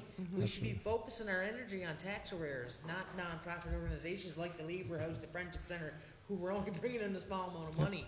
But I do agree that we should defer it and have a full council discussion. I also just want to think that we do have a legal responsibility from an act perspective, you know, about what we have to do as well. But exemption is there, and that's our decision as how that goes. So I'm going to turn this to our CAO for some direction, maybe. I think we have to call for a vote first. We have a motion, yeah. We have a motion on the floor. We can do, I guess, one or two choices. We can accept or reject it. Reject it puts it back in our hands anyway. If we accept it, it puts it forward. So I'm not going to suggest anything, but I mean, in terms of if it's the feel of council that we want to go back to committee from a whole council perspective, take this from committee and put it to a whole council perspective, then, I mean, the vote will be evident. If not, if we want this to go through tonight, then the vote will be in the other direction. So as there's a motion on the floor right now, I don't see how we can take it off the floor. We can amend it. Call for a vote. You can't amend it if it's going to amend to be contrary. Okay, second it. Yeah, right? So if it's going to be contrary that we're going to take something out that drastically changed the intent of the motion, we wouldn't be able to friendly So amend if it. we reject it, it would be deferred. If we reject it, we just don't, we continue where we are. We're back to where we want, Yeah, seems to be around the table. which I don't think there's consensus around. So this is Well, we're why, not this going is why we're going to vote. obviously on this one, but If this I could is, just add, One last item. yeah, just, but there's been a lot of work put into it, like Absolutely. Councilor Broomfield Yep. said, and I mean, hats off Yep. to our SAT and our CAO. I mean, a lot of work put into this, and a lot of meetings, a lot of discussions, and, you know, like I said from the onset, it's going to be difficult to get consensus on this, because there's so many different things Yep. moving Yep. parts in all of this. I And when you look disagree. down the road, you know, it's going to, either we tax them or we don't. And That's that's, the bottom line. Either we Sure. tax not-for-profits or we don't, because I don't that's think you're going to right. get a Bottom line, that's what medium, it's gonna come to. right? You're not going to get a happy medium for No, everyone. you're not. And there's not a lot okay. of money. So I am going to close the conversation because we're all saying the same thing. So there is a motion in front of you to accept the amendment, that we accept and adopt the F0009 as it is presented in the amendment. It's been moved and seconded. So we've had discussion. All those in favor of adopting the policy as presented in the package now indicate with aye. All those against the motion indicate with aye. Aye. So the nays have it. So as it stands, we have not accepted and adopted this F009, so we have the policy where we have. That being said, can we sit Can you, in the next day or so, look at schedule going forward and schedule a meeting for all of council, single agenda item for just this alone? Try not to include it with other items, because then we'll get way late. All right, and can you put that into our calendars, and we can see where, all right? The next one, sir? Tipping fee exemption and in-kind donation, Labrador Hunting and Fishing Association. FAP committee recommends council deny the request for tipping fee exemption and in-kind donation. Okay, it's it's moved by Councillor Pomeroy and the FAP committee that we deny the request for tipping fee exemption and in-kind donation. Okay, seconded by Councillor Brumfield. Discussion? Just to add Councillor- clarity to this, Councillor Palmer, yep. Your Worship. Yep. The Labrador Hunting and Fishing Association has, to my knowledge and confirmed by the CAO, that has never paid a tipping fee. I'm not sure why they would want to pay a tipping fee this year, or what would be the need to, but we've asked to reach out to find out more information on that as well. In terms of a request for in-kind donation, they had requested that the town provide in-kind, basically to grade the area down where their dock facility is for the parking lot, because it needs to be graded. They don't have the equipment to do that. They've asked the town if the town could do it. And I guess there is other policies, like policy, I mentioned it during, that we need to review this policy 00020, I believe, that talks about donations, grants that come from the town, and you can't get a donation or a grant if you get a financial donation, if you know what I mean. You can't do in-kind and financial. Can you explain that a little bit better to me? Sorry, just the terms, or in the policy, it actually makes a statement that if an organization has received a cash donation, that they cannot also get in-kind services from the town. So that's a policy that we've taken to look at again. So in this case, it goes back to the fact that they had put forward a request for a donation for their facility of $2,000. For the what, sorry? Their boardwalk or their Marina. facility, they want to expand their boardwalk or build a boardwalk.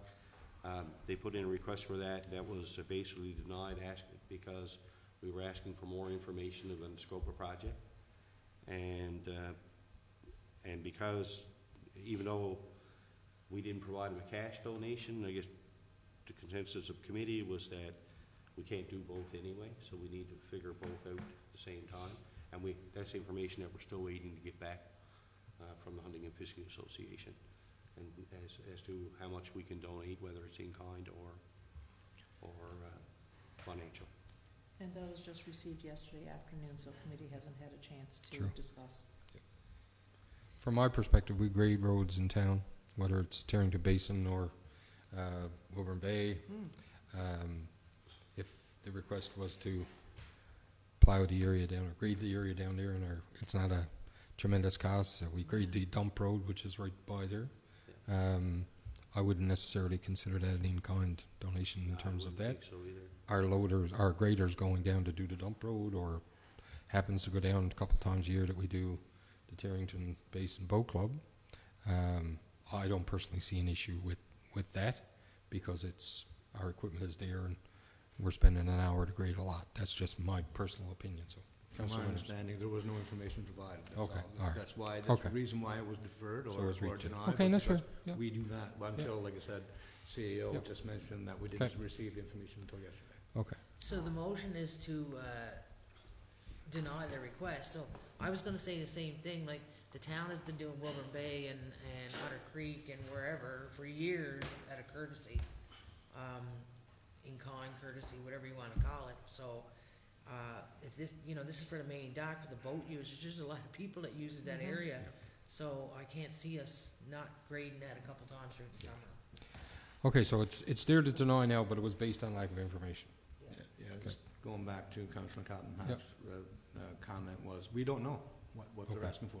We don't know if an hour's work, a day's work, 3 days' work. It's not. It's twice the summer, So- though. It's twice the summer, right? Shouldn't, But that's information we're hoping to get back. okay. But, I mean, the decision was brought forward.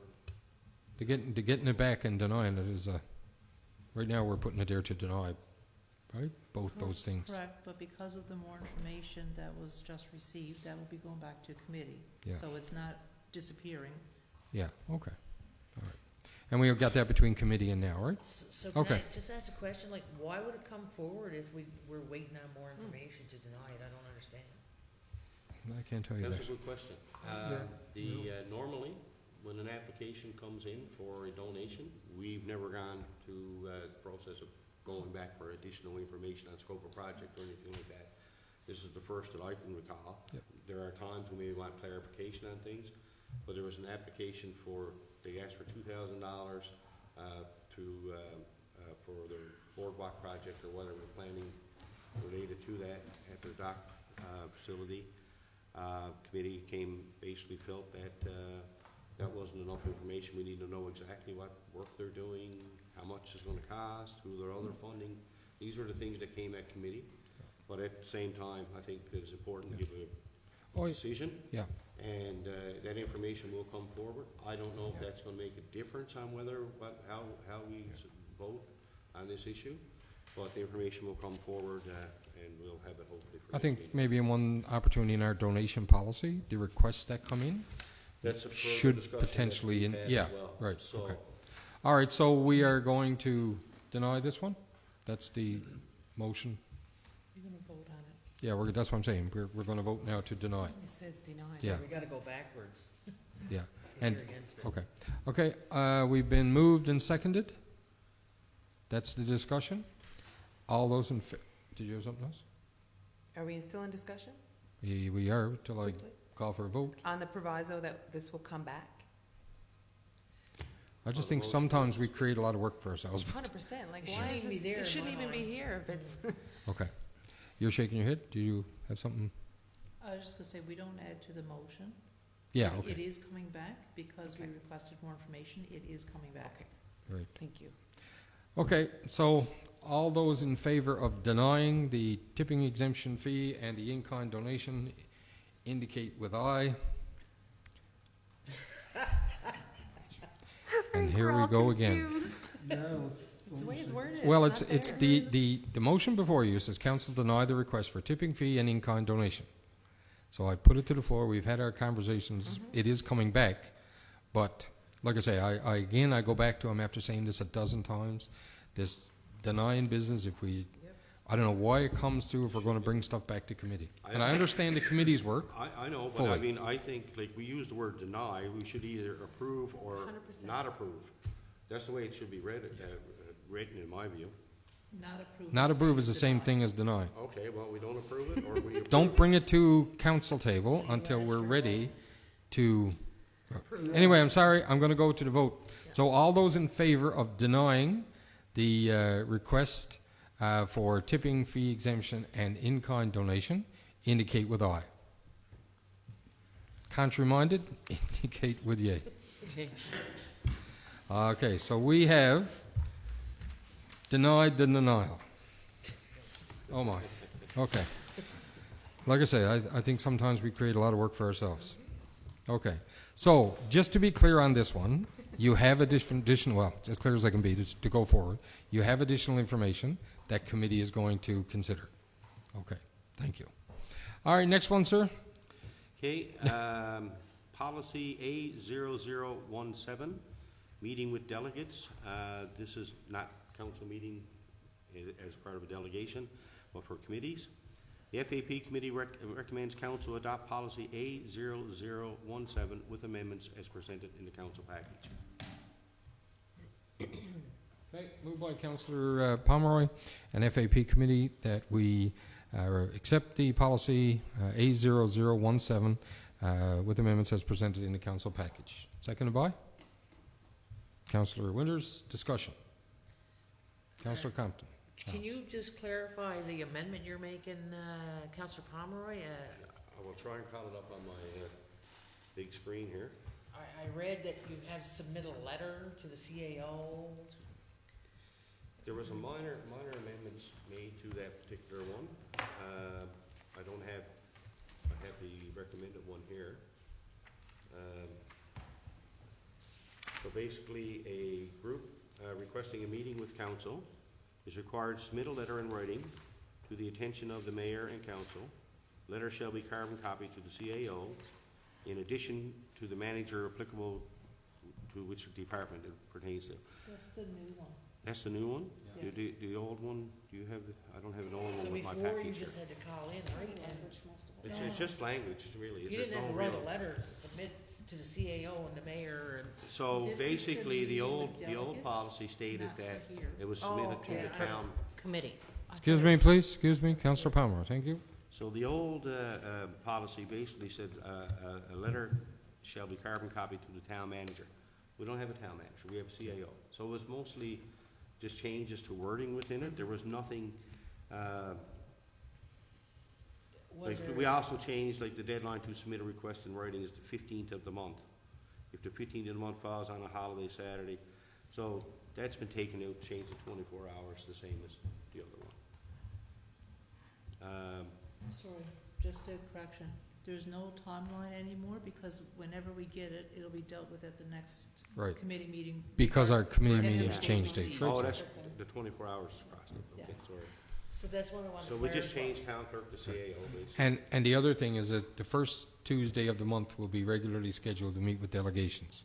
That's what the old policy says they're meeting, so I Yeah, think that but this would be- goes to reflect the changes. So So there's, it'll be a mutually agreed Yep. upon time. there really isn't, people, this is not to deal with council delegations like tonight. This is Committee. committee. This is committee That's right, only. that's what I wanted to Yeah, clarify. That's so, what I thought. so that, really it just clears up the Changing. language, syntax, kind of stuff, right? And just to Yeah. add, there was Okay. one, also just changing, like I said, the wording CAO, town clerk to CAO, confidential secretary as well to executive assistant. So it's just wording changes. Yeah, and sorry, Is there something else? that's, Yep.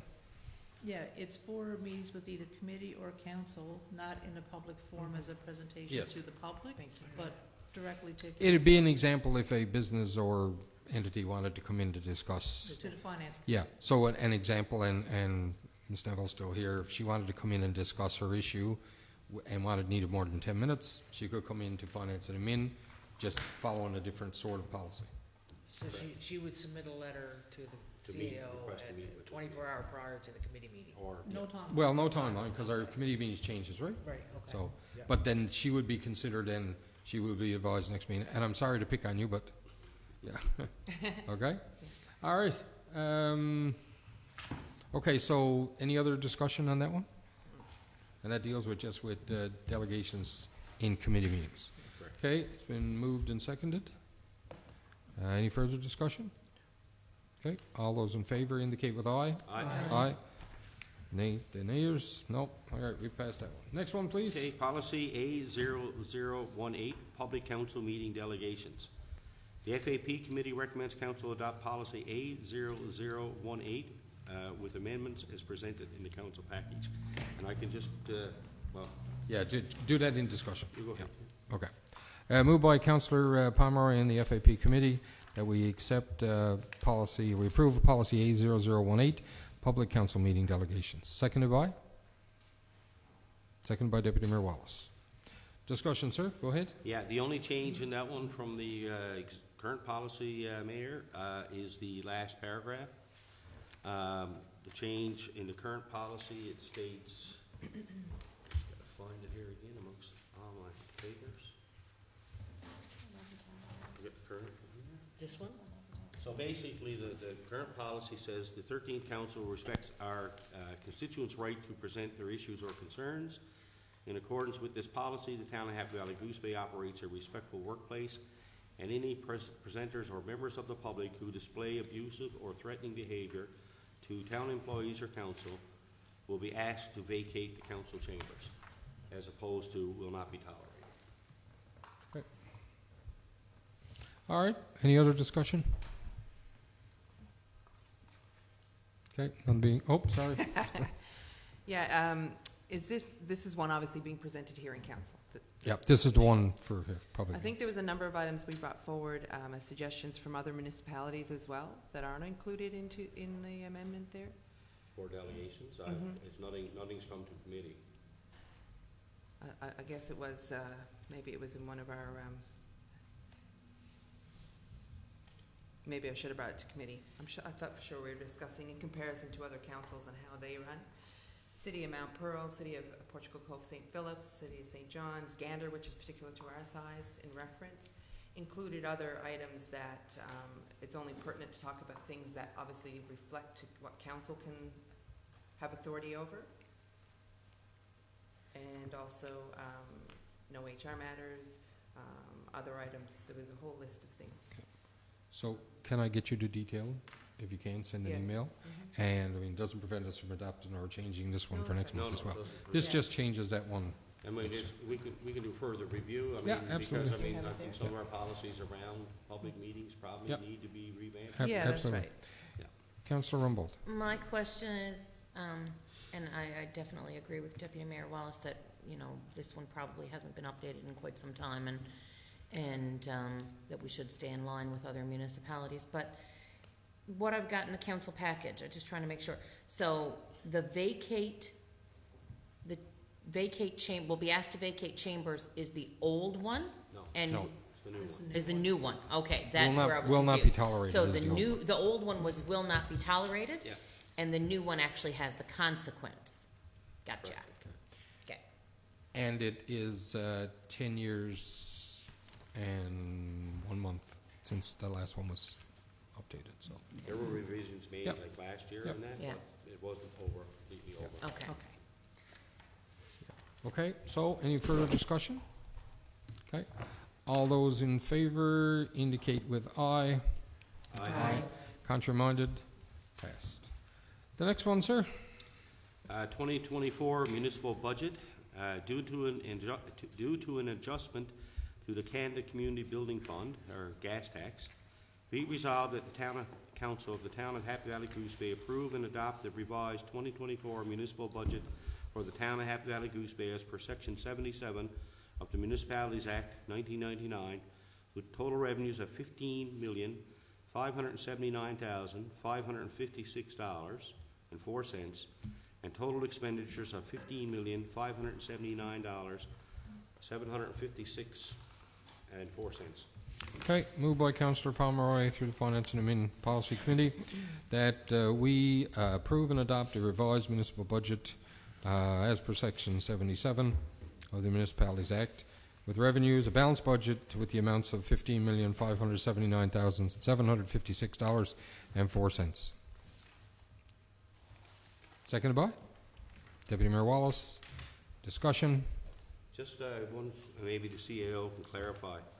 So, the budget submission that was provided this year showed a figure that was actually higher than that amount. So was our gas tax less, or did we have to pay the government? Like, why, how come our budget amount has gone down, even though we've received gas tax funding? So the last gas tax letter we received from the province was dated 2019, I believe, which said the amount for years subsequent, but because the province and the federal governments both operate on a fiscal year different from the calendar year, but municipal budgets are on the calendar year, is their fiscal year, they want us to use what would fit, I'll say, our fiscal year as opposed to the numbers that were presented on the document that they gave us. So they gave us the right number to use that would fit with our calendar year, and which made a difference of, it was only a few $100s, I think, so we're not Yeah, it was getting less. $7,900. That was the Yeah, difference. We're not between the getting two. less, it was just the allocation The of like adjustment the of when, half-year payments.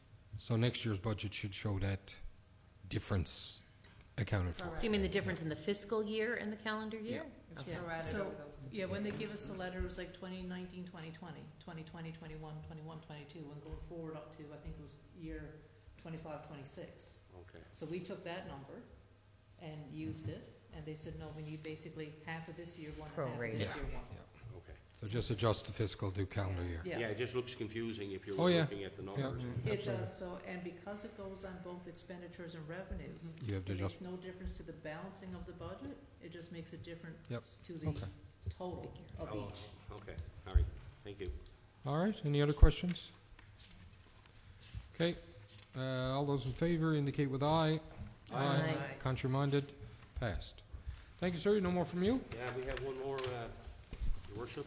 Oh, the additional ones, yeah, okay, yeah. 2021 audited financial statements. Be it resolved that pursuant to Section 86(1) of the Municipalities Act, Town Council of the Town of Happy Valley Goose Bay approve the 2021 audited financial statements prepared by Kimberly G. Humphreys for a professional corporation, and authorize Mayor George Andrews to sign on behalf of council. Okay, it's been moved by Councillor Pomeroy and the FAP committee that we approve the 2021 audited financial statements that were prepared by Kim G. Humphreys Professional Corp. And authorize the mayor to sign on behalf of council. Seconded by Councillor Winters. Discussion? None? So I just want to put out here that this is the 2021, so we're making tremendous progress, and work is already ongoing for 2022. So, further discussion? Okay, all those in favor indicate with aye. Aye. Contrary-minded? Passed. Next item. That's it for me, Mayor. Okay. Who's doing the number one? NPS. Municipal Okay, services. all right. Okay, thank you. Moving on to the agenda, we'll pass the floor to the Deputy Mayor. You're doing? The Deputy Mayor for the Municipal and Protective Services Committee. Floor is yours. Thank you, Mayor. The Municipal and Protective Services Committee met on Monday, April 8th at 4:45. The meeting, that was scheduled time. The meeting was called to order at 4:40. Present was myself, Deputy Mayor Wallace, Councillor Councillor Compton Hobbs, Councillor Winters, Director of Protective Services Brad Butler, Superintendent of Public Works Randy Chambers, Superintendent of Water and Sewer Keith Pye, Director of Engineering Randy Dillon, Supervisor of Assessment and Taxation Kelsey Shazwell. The regrets were from CAO Nadine McCauley and Executive Assistant Kathy Eddy. There were no delegations, and the minutes were reviewed, minutes and action items with no errors or omissions. Action items were updated, reviewed, and direction provided. Minutes are provided in the council meeting package. New business, security. The committee instructed Director of Protective Services Brad Butler proceed with an RFP to secure companies for a May 1st, 2024 start date. The contract will be similar to last year, 2023, a 5-month contract with an extension clause as required. Organic Waste Landfill, Superintendent of Public Works Randy Chambers, aiming for a May 17th opening date. After discussion, it was decided that he will provide a proposal for the May meeting to include monitoring and hours of operation. Spring cleanup, Superintendent Chambers advised he's aiming for May 27th to start spring cleanup. The committee inquired splitting the dates so that there will be a major cleanup in the spring and again in the fall based on needs. The superintendent will provide options at the next meeting. The bike rodeo, the MEO will be directed to work with the RCMP to determine a date for this year's event. 2023 to 2026 Municipal Capital Works Grant. Director of Engineering Randy Dillon was communicating with the province as they require a list of projects for the 2023 to 26 timeframe. The provincial share will be approximately $2 million, and priority of projects need to be sent to the province. 3 projects were discussed. New fire hall, eventual required transmission main, and eventual required trunk sewer development from Goose Bay Town Centre. As explained, the fire hall cannot be half completed, but the other 2 can be done in phases. The funds need to be spent by 2028. Director to have the motion completed by the next council meeting. There were traffic issues, parking lot issues at Mealy Mountain Collegiate. MMC were not given any complaints, and that's why they have not done anything thus far. Superintendent Chambers was instructed to speak with the school at MMC, and the committee also requested a right exit lane that would ease traffic flow to be discussed at the 2025 budget discussion. Adding to that, obviously, since the meeting, MMC has since provided a flow of traffic map to families and driving students for pickup, drop-off, and exit. In other business and discussion, Water and Sewer Superintendent Keith Pye currently sourcing a new pump for a water treatment plant. This doesn't affect the pressure in the valley, but without it, movement takes longer to fill the Sand Hill Reservoir. Currently, no issues at the wastewater treatment plant, and tests are ongoing. No issues at lift stations except Station 21. Superintendent is waiting on permission from the federal government to make repairs. 3 check valves are also needed to be replaced, and this will happen at the driest time of the year due to the nature of the work. There are currently work on the hydrant replacement of Hamilton River Road and will proceed once there are no frost issues. Birch Island Lift Station upgrades are complete. Hale Street Lift Station issues are still being worked on. And Johnny Hill Booster Station is being worked on, and there'll be a complete water shutoff required. This should only take a day, and date and affected residents to be determined, and the public will be provided ample notification. Engineering Director Randy Dillon, the committee requested Mr. Dillon to start the conversation regarding a Spring Gulch future. Director will update the May committee meeting. The committee requested Director to provide an update at the next meeting regarding the tendering for paving of Kinsman Park's walking path and Joe's Way. Municipal Services Superintendent Randy Chambers has discussed the committee requested the painting of the crosswalks to be moved up in the calendar due to the current seasonal conditions. Department can proceed once sweeping is complete. There was discussion on the current sweepers, and Superintendent Chambers explained current sweepers are being sold as they are not practical for work required, and there is a purchase attached for current work equipment that will be more cost and labor efficient for the work required. There was also discussion on flashing digital pole speed signs. Director Butler explained budget is only $5,000, and one of those speed signs costs just that of $5,000. The committee requested Superintendent Chambers to reach out to the MEO in Lab City and do further research on the actual. Superintendent's Chamber and PI advised they are auctioning off equipment that is no longer useful to the town. The next meeting scheduled for Monday, May 13th at 4:45. Meeting adjourned with no further discussion at 6:31. Please accept this report as presented. Okay, it's been moved by Deputy Mayor Wallace that we accept the Municipal and Protective Services Committee report as presented. Seconded by Councillor Winters. Discussion? Councillor Compton Hobbs. Couple points. We discussed a digital sign. It was budgeted at $5,000. Superintendent Randy Chambers did do some research, and it came back $5,424. So I don't see an issue with the town putting in $424, maybe from another line item they're not using or something. But we need the speed signs. Speeding is a big issue in the community, as we all know. And I was just recently in Grand Falls, and I noticed some of their crosswalks and stop signs. They had all flashing lights around them, which was really cool and a good idea, I thought. And maybe that's something this community could look at too, especially the crosswalks. They had flashing lights around the crosswalk. So, yeah. So I think we should proceed with the digital speed sign. We definitely need it. It's not a big issue. $424. Can we do report? Just stay with the report for now and then. Yeah, that is the report. Okay. Yeah. The other item I was going to mention is I'm quite disappointed to see the asset sale of 5 of the sweepers that was bought by the previous council. So can we Previous management. just deal with the report and then we can go in? Yeah, but we're dealing with the That was report. in the report. Yeah, in the report. We're not debating that. We're debating the Okay, report. I'm talking So, the point I want yeah, to make on that. But we want to accept the report as presented. We're not going to amend the report or anything. That's what this discussion I is. want to talk on the sweepers. Yeah, right after we accept the report. No question. Next Okay, question. Councillor Palmer. Again, you mentioned Spring Gulch. Could you just provide a little further detail? You said you had discussions about Spring Gulch. What exactly were you referring to there? It was a brief discussion on Spring Gulch and the lifeline of that and what the town should do. There was no discussion on depth of what we were going to do, but just that. Okay, that's because we it. don't own Spring Gulch. You know that, right? Yeah, Councillor Brumfield. That's exactly where I was going, Councillor Pomeroy. I really do not think we should have any discussion with D&D of providing any services for the Spring Gulch.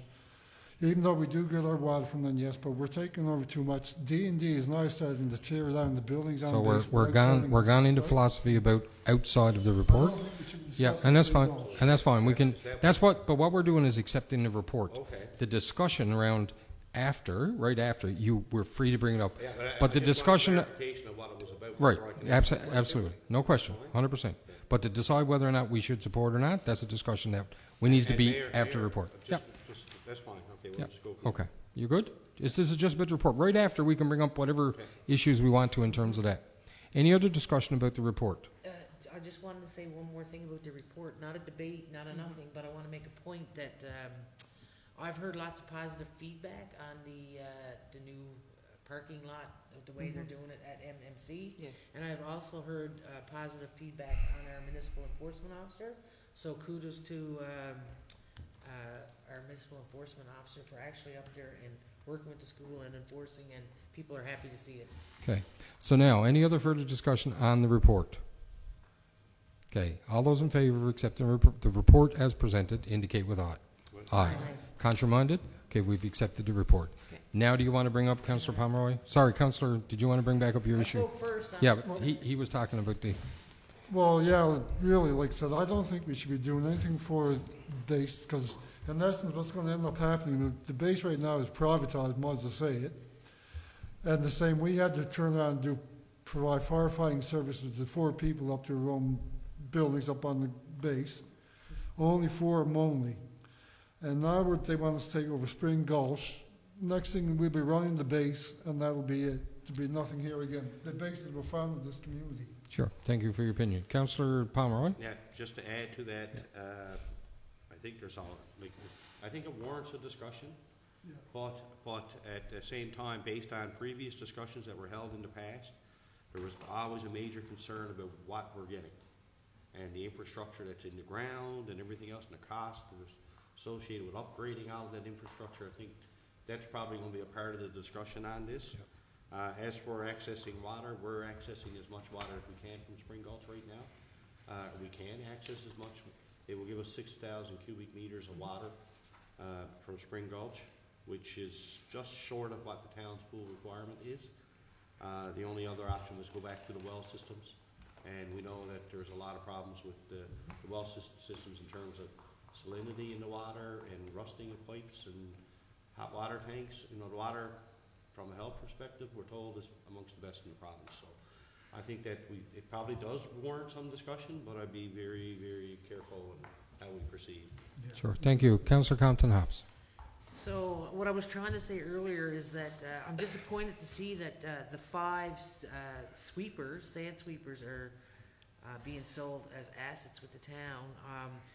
They were only bought in the last 4 years, and they're going to lose a lot of money. We're being told that they're more of a inconvenience than anything. They're heavy. They're hard to handle. They're hard to maneuver on the trailers. They're too powerful for sweeping sand and whatever. I understand all that, but I think if management are ordering equipment at a high cost like that, they should know what they're hiring. And are we going to see the Kubota attachment for sale 3 years down the road? I don't know. But I think that's disgusting that all that money was spent on them sweepers, and the engineer, you know, I just shake my head like, I can't believe it, that we're selling those sweepers. And I don't know about anybody else, but I've heard a lot of complaints on sand on people's lawns in the past couple of weeks. I actually referred them to the access line, and they did. Some of them did call in, but there's still an issue. And the reason they were purchased was because of the sand on people's lawns, mostly on the corners of corner lots of people's lawns in the community.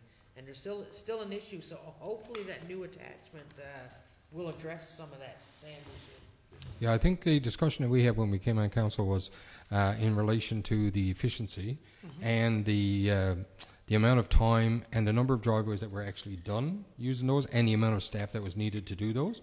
So what we did is, I think the numbers were really low. We asked Mr. Chambers or Mr. Dillon's department to come back with what the numbers were. It was really low. It was inefficient. So what we decided, and it had to be done like Monday to Friday, 8 to 4, or whatever it was. So what we did from a council perspective, we put in the policy that you could, if you needed to sweep your lawn, you could go up and rent the equipment from a particular place. We would pay a portion of the rental, and you could do it as you wished. That being said, anyone who had the serious issues, i.e. corners and that kinds of stuff, will be taken care of by Mr. Chambers and Mr. Dillon, Mr. Chambers' department. So that was, and it worked. And again, like I say, that the efficiency-wise, the number of driveways that actually got done, or lawns, sorry, not driveways, but the number of lawns that actually got done for a whole summer was low. And from an inefficient perspective. So that's So, where that comes I'll from. just make I'm going to one- go to Councillor Compton, make or one more comment. Councillor Rumber first. My question was just for clarification from the chair. I know Councillor Compton Hobbs mentioned that it was 5,400 for one digital speed sign.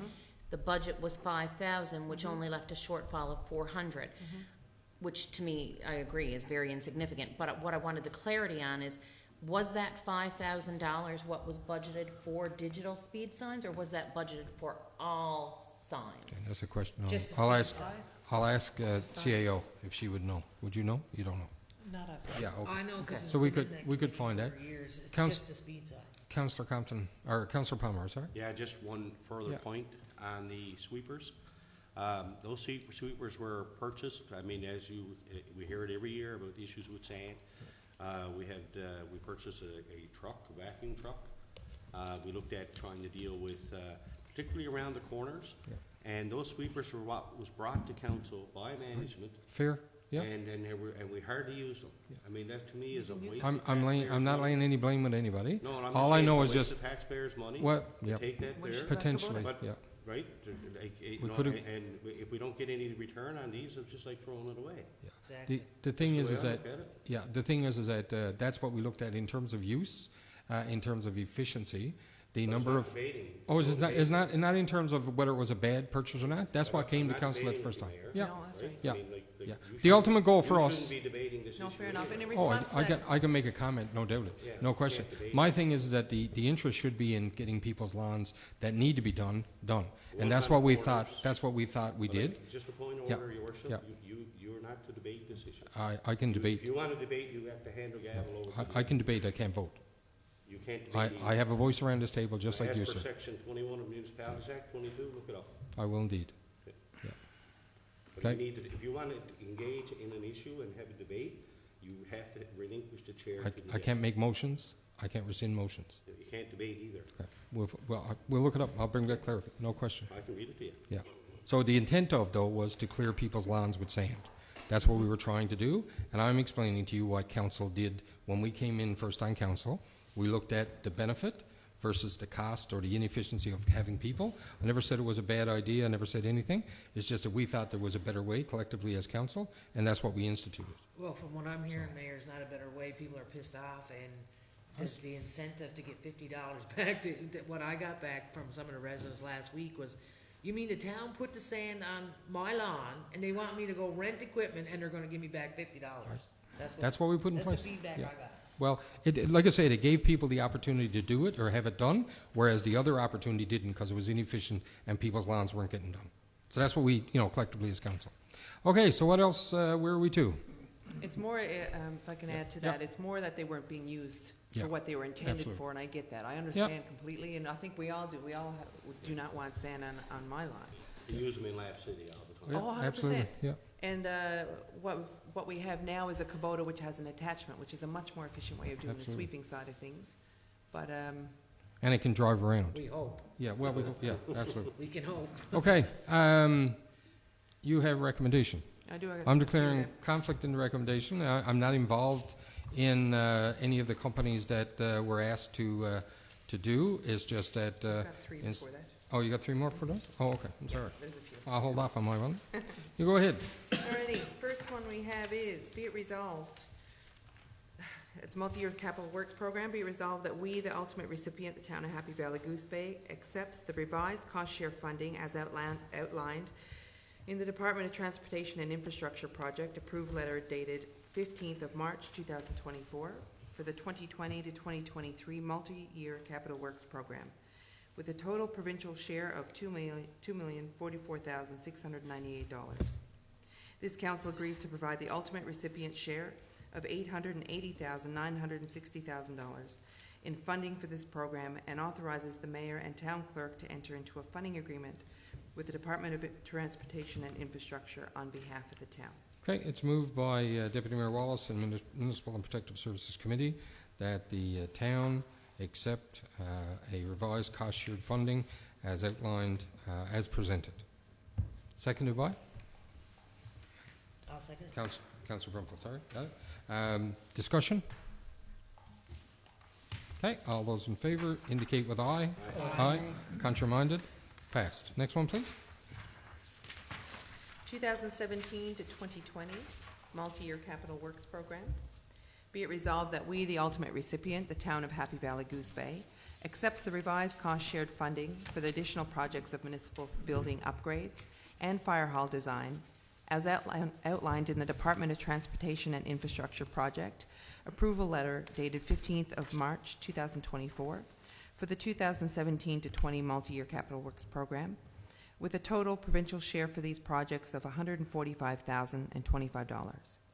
This council agrees to provide an ultimate recipient share value of $96,683 in funding for these projects and authorizes the mayor and town clerk to enter into a funding agreement with the Department of Transportation and Infrastructure on behalf of the town. Okay, it's been moved by Deputy Mayor Wallace, seconded by, it's been moved by, and the Municipal and Protective Services Committee, that we accept a revised cost-share funding for additional projects with the municipal building upgrades and fire hall designs outlined as presented. Seconded by? I'll second. Councillor Compton Hobbs. Discussion? None heard. All those in favour indicate with aye. Aye. Aye. Contrary-minded? Next one, please. Thank you. 2023 to 2026 Multi-Year Capital Works Program. Be it resolved to apply for cost-share funding through the 2023 to 26 Multi-Year Capital Works Program with the Department of Transportation and Infrastructure in the amount of $2,900,000 for the construction of a water transmission main. Okay, it's moved by Deputy Mayor Wallace and the Municipal Service and Protection Committee that the council apply for the cost-shared funding through 2023-2026 Multi-Year Capital Works Program with the Department of T&I to the amount of $2.9 million for the construction of water transmission main. Seconded by Councillor Pomeroy. Discussion? Can we give a bit of just a quick blurb on that, what we're applying for, please? Mr. Gill? Yes, Mayor, that would put another transmission main from Sandhill Reservoir down to the down towards the valley. Right now, the existing transmission main is at its limit. The limit was around 8,100. So once we reach that point, our most recent study that was done recommended that we put in a new transmission main, as well as enable us to look after the existing demand. Would also give us a redundancy in case the existing water transmission main ever failed. So it's, Okay, thank you, sir. Can I just ask a question? Yep. So there will be a second line, is that what you're saying, or we'll have to replace the one that's there now? no, this will be a second line. Oh, okay, all right, good. Because if we replace, we'd have to tear up the bike trail, everything, right? Oh, no, yeah. It's going to be major work. Well, that's the sewer main coming on. Yeah. Oh, that's the sewer, okay. Yeah. Perfect. Thank you. Further discussion? Okay. All those in favor indicate with aye. Aye. Contrary-minded? Passed. Okay, your next recommendation, as I was before, I am going to declare conflict. It relates to a security service contract. I'm employed by a security company that has nothing to do with this particular process, but to sit here and take council's time in deciding, it's easy for me to declare conflict and pass the chair to you. Thank you very much. There you go. Thank you. Let the records indicate that Mayor has indicated he's in conflict to the MPS security contract recommendation. As the Mayor is in conflict, may I have a committee member present in lieu of myself? Right. 2024 Security Services Contract. The Municipal Protective Services recommends that the council award a contract for mobile security patrol services to Garda World at an hourly rate of $37.78, which includes the guard and the vehicle. The monthly rate would be $12,694.08 on average, not including any stat holidays.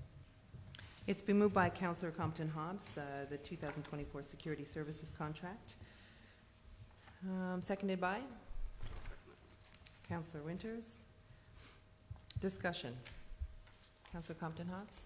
I just want to say that I'm happy to see this here again tonight, and that we're voting on this, because the numbers of persons in the community have increased, and there's lots of activity happening that is not nice out there.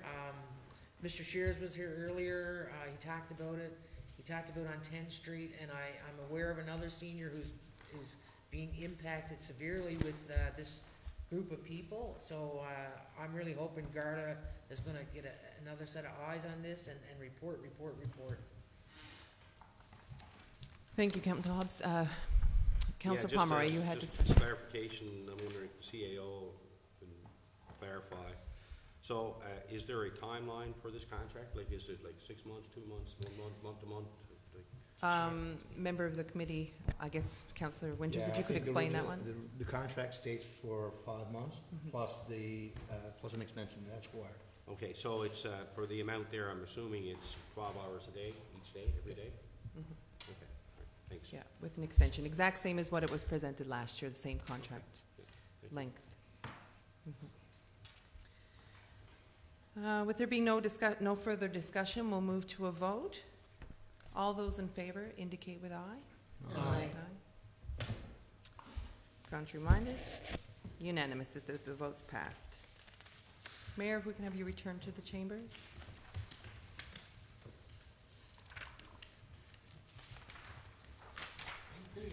Pass the gavel back to you, sir. Thank you, ma'am. All right, so approval of checks. That's it. Yep. So approval of checks. Now pass the floor to Councillor Pomeroy. Thank you, Mayor. I move that council approve checks in the amount of $775,123.51. Okay, moved by Councillor Pomeroy. Oh, do I need to clear a conflict with, I never did before, but if I got to, I will. I'm on there for a check for a conference that I attended, for council business. Up to council. Do you, We'll council have, feel I'm in a well, conflict? if you're, are you declaring, do you want council to decide? Council decide if Okay, I'm in a so conflict. you'll have to go up to the, you'll have to remove yourself from the table. So have the record indicate that.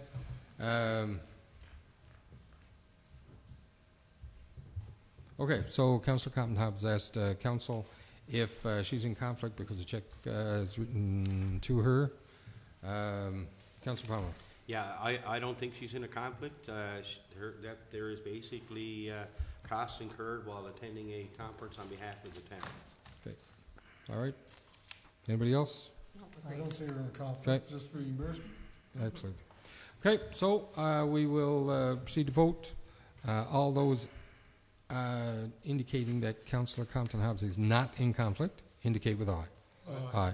Contrary minded? Passed. Okay, Councillor Compton Hobbs, decision is made. You are not in conflict.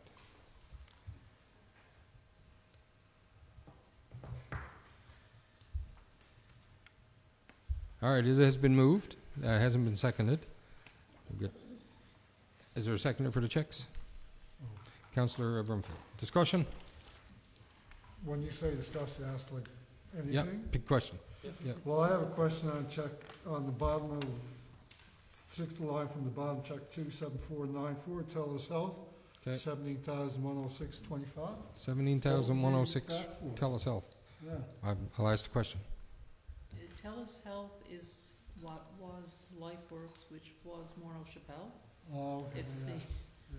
they've Phone- changed their name so many times, but it's Yeah. the The benefits. phone company is now into I the have it at benefits. work. That's Yeah. okay. Okay, any other ones? Okay, so none heard. All those in favor of approving the checks for the sum that was indicated, indicate with aye. Aye. Contrary minded? Passed. Okay, Councillors Forum, I'm going to start with Councillor Winters tonight.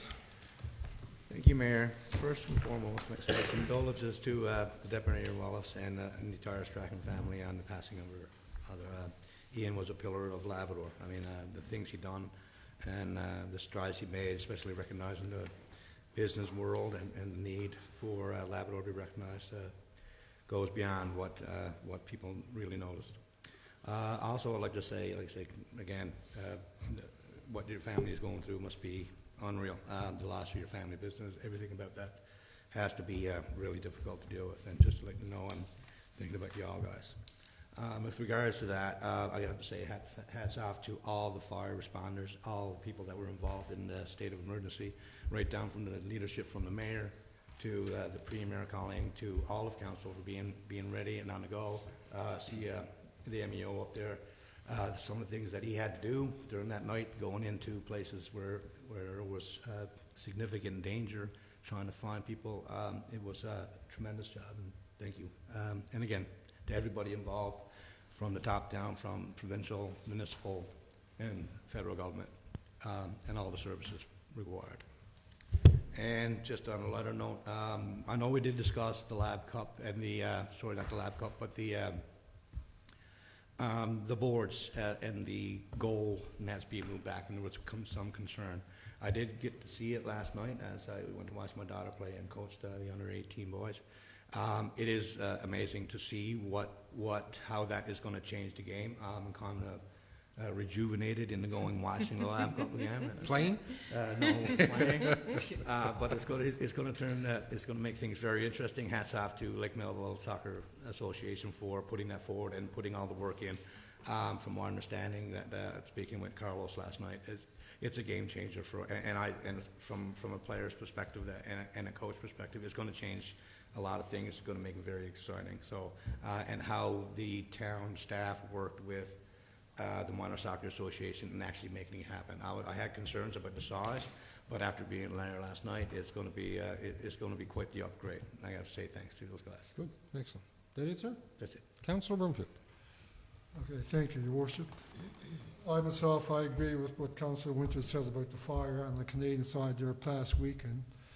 It was not good, and I thank all of our volunteer firefighters and our town staff firefighters and all the town staff that showed up, because we were here at Friday night till about 2 in the morning, and then up again Saturday morning, so it's part of the job, I guess. I'd just like to mention now, we're the end of April, we're going into summer really now, the early summer to be honest. So just school beginning out next month, so just remind everyone drive safely around town. I'm going to keep it short, this one. We just did our Municipal Week proclamation for basically all of us councillors and our town staff, that kind of stuff. And as well, my final comment, April is Cancer Month, so I just want to point that out that there's lots of research still going on to go and fundraising for the Cancer Society too, right? And just wishing everybody a good time and a good week for this next month. Thank you, sir. Councillor Palmer. Yeah, I want to reiterate, I want to mention the electric bus again. People are asking about what the status is. I'm assuming we're going to be putting out something soon, where we are. I want to make it clear, I support a public transit system for our community. I'm just a little concerned that we don't have an operating plan in place at the time. There's no plan in place of how we're going to operate it, how much it's going to cost to operate, and who will operate and when it will get started. So there's no plan in place yet, except that we're in the process of acquiring a bus. It's almost like embarking on a journey without a map and like hoping you're going to get there without getting lost. So that's the way I would look at it. Electric bus represents progress, but progress without prudence is perilous, in my view. So without a plan, it's difficult for me to accept receiving a bus until I know that we have a plan and I feel comfortable as a taxpayer and as a councillor that our taxpaying dollars are being spent wisely. Same thing, I know most of the capital costs have been secured by the town and our commitment is very minimal in terms of cost, but again, the cost of operating is the big question for me, or how we're going to operate or who's going to operate it. And just keep in mind, we had Mr. Shears here tonight talking about the fact that, taxes had to go up this year, and we've already, those taxes we felt at the time were necessary in order to maintain essential operations in our community and to carry out much needed upgrades to water and sewer and to upgrade a couple of intersections in the community for public safety. We cut a municipal enforcement position in our budget because we were in dire pretty rough shape come our budget time. There was no money. There's no money floating around. But yet we're going to look at a bus and we don't have a plan in place. And again, go back to the depot lease. We're still not in there 18 months later. Still not in there. That's a cost that we're going to have to pay for the next 5 years at $2.6 million that's coming directly out of the pockets of taxpayers of this community. And at the end of 5 years, do we have anything to show for it? Do we have a plan in place? There's no plan in place, so what happens in 5 years? I don't even think we're even started working on a plan. Or there's nothing that's come before me for any discussion other than we need to work on a plan.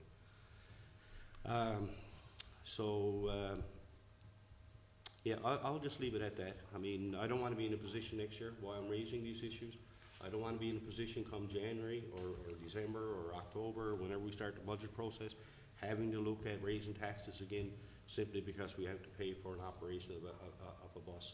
And where there's no money identified in this year's budget, we had to cut wherever we had to cut. And here we are now looking at taking on a liability, in my view, if we can't identify how that money is going, where the money is going to come from, for one, and how it's going to operate. We just don't know. Too many unknowns in my mind. So I'll just leave it at that. Thank you, Mayor. Thank you, Councillor Rumbold. Thank you, Mayor. Sometimes you sit here and if you don't go first in Councilors Forum, you cross things off as other people mention them, but some things are worth repeating. So I also want to join my fellow councillors in expressing deepest condolences to the Strachan family, not just on the loss of their patriarch, but of their family business as well. I would like to say thank you to Mr. Shears and Ms. Neville for coming and presenting to us this evening. Mr. Shears stands there and he says, I've been here since 1960, and I don't often feel young, but I'm one of the ones that I wasn't born when he came here, so it was like, okay. He has been in this community longer than I have been alive, and we appreciate that and we recognize that, and although, you know, I wish I could just make tax increases disappear with the snap of a finger, we have to be fiscally responsible, but we want Mr. Shears to know that all of his concerns are valid and that we listen and we hear, and we will, you know, take everything he says to heart. Same thing with Ms. Neville, speaking on behalf of such an important organization as the Libra House that provides a service to those people who are most in need. Very greatly appreciated to have people come here to Chamber and present in that manner. It's the end of the ice season, so I know they've had their banquets, but I mean, hats off to the Minor Hockey Association, the Rec League Hockey Associations, the Moms Hockey League, and the figure skating, everybody who spent their time, even the Learn to Skate, the little tiny Timbit toddlers that were out there on the ice. I hope they all had a very enjoyable season. We know we didn't get the earliest start last year, but I hope they enjoyed every moment they were on the ice. And now we're looking forward to soccer, and I'm seeing pictures posted already of brand new 3-year-olds in their soccer jerseys. So I think that'll be great. And like Councillor Winter said, to see a new dynamic added to our Lab Cup with the new nets. I wanted to mention Volunteer Week, which has just occurred, and we actually, Director of Protective Services Butler took the time on Thursday past after his training night with his volunteer staff to reward them with some pizzas and say thank you guys for all you do, and the next night he said, here you go. So the fact that, you know, we recognize our volunteers, we appreciate our volunteers, but they don't know when they're getting calls, and these are not, for the majority of our firefighters, not paid positions. So they spend all night and they do their best, and I mean, their efforts are certainly appreciated, as well as the staff. As the others have mentioned, we were here at the Emergency Operations Center, and our staff was phenomenal, arranging hotels and places for people to stay that were displaced, I mean, answering tough questions, and all the other resources that we had pulled through there from, I mean, I know the mayor in his video message thanked as many as he could, and we tried not to forget anybody, but the number of people that come forward when this town is in need is incredible, and we appreciate them all. Still in the vein of Volunteer Week, I guess this is a new initiative. I mentioned earlier the 50 Plus Club. Hats off to Mary Abbas and her fellow organizers in recognizing the need. I have a younger colleague. I turned 50 in December. I have a younger colleague who keeps sending me these posts and saying, "You're old enough for this. You can go to these things." I think, which is a little dig, but it is great to see that there are still community-minded individuals that are trying to come up with new projects for our community and ways to keep people active and involved. 100 years of RCAF was recently celebrated at Five Wing. Congratulations to them. I hope they enjoyed their celebration as well. This weekend, the Royal LePage Masquerade Ball will be held at the Royal Canadian Legion, and the proceeds from that event will go to Lieber House as well. So I've already said Lieber House multiple times. So another good cause, and I encourage as many people to get out to that as possible. I had the opportunity to attend the Photo Voice exhibit at the Lawrence O'Brien Center on the 12th. We were invited by the Journey Project and Martina LaValle. I have to give a really big shout out to Martina. That exhibit was moving, and it was just incredible, and I was honored to have the opportunity to just take in the photos from the sexual abuse survivors, and it was something that really moved. And then the last thing I wanted to mention, because Councillor Broomfield already touched on it, but the change in the weather. I know it's snow today, but the safety of individuals on bicycles and scooters, I think Councillor Broomfield said, we all have to be safe, but I'd just like to remind parents to give that lecture to your kids before they walk out the door. If you're getting on a motorized scooter that operates at speeds of 35 kilometers an hour, make sure they're wearing helmets, please, and thank you. As the parents, you have the ability to take those devices away. Make sure your children are safe when they leave the house. That's a whole lot for me, but thank you very much for the opportunity. Thank you. Councillor Compton House. Yeah, I just want to weigh in on the fire too, and I want to thank Chief Brad Butler and all the first responders and firefighters and the staff. It was difficult for me. People asked me why I wasn't in the video. It's strange that I wasn't there. I was at a Stewardship Association of Municipalities conference on behalf of the town the weekend. It was difficult to be away and get all these messages and people asking questions and not hands-on, but I thank the mayor who did communicate with me. I think the last call I got was 2 o'clock in the morning, so I thank the mayor for that. But yeah, you can never thank the firefighters and the volunteer firefighters and the staff when an emergency like this comes up. You can never thank them enough is what I'm trying to say. Yeah, so I was at the Stewardship Association of Municipalities meeting this weekend in Grand Falls. I learned a lot. It's a great time to network. There was probably over 40 municipalities around the table. So it's good to learn what other municipalities are doing. Most people have boardwalks and not all of them, but some of the bigger places have boardwalks, and everybody always talks about the wood chipper and how they mulch up their wood and use the chips on trails. So hopefully we brought this up in our meeting that our wood chipper will be used to mulch from the waste yard up there, some of the old small debris, and we can put that to use. I want to say, with regards to the fire, I was thinking about Ella and her family all weekend. We kind of grew up a little bit together when we were younger on the same street. My heart went out to you and your family, and I was thinking about you all weekend, so it's sad times for your family for sure, Ella. I want to talk about the trails. The trails. I talk about the trails every time, and I actually had been tagged in something on social media from Tammy Pilgrim, sent it along to the rest of council that, she was quite concerned around the bike trail, the walking trails, the sand that was on them, and, you know, the broke off pieces of pavement. I did tell her to call in 3322 to send in her concern and her complaint. She said she was going to, but it's concerning. We're coming up on summer. We know we don't have one penny to spend on trails, not one penny.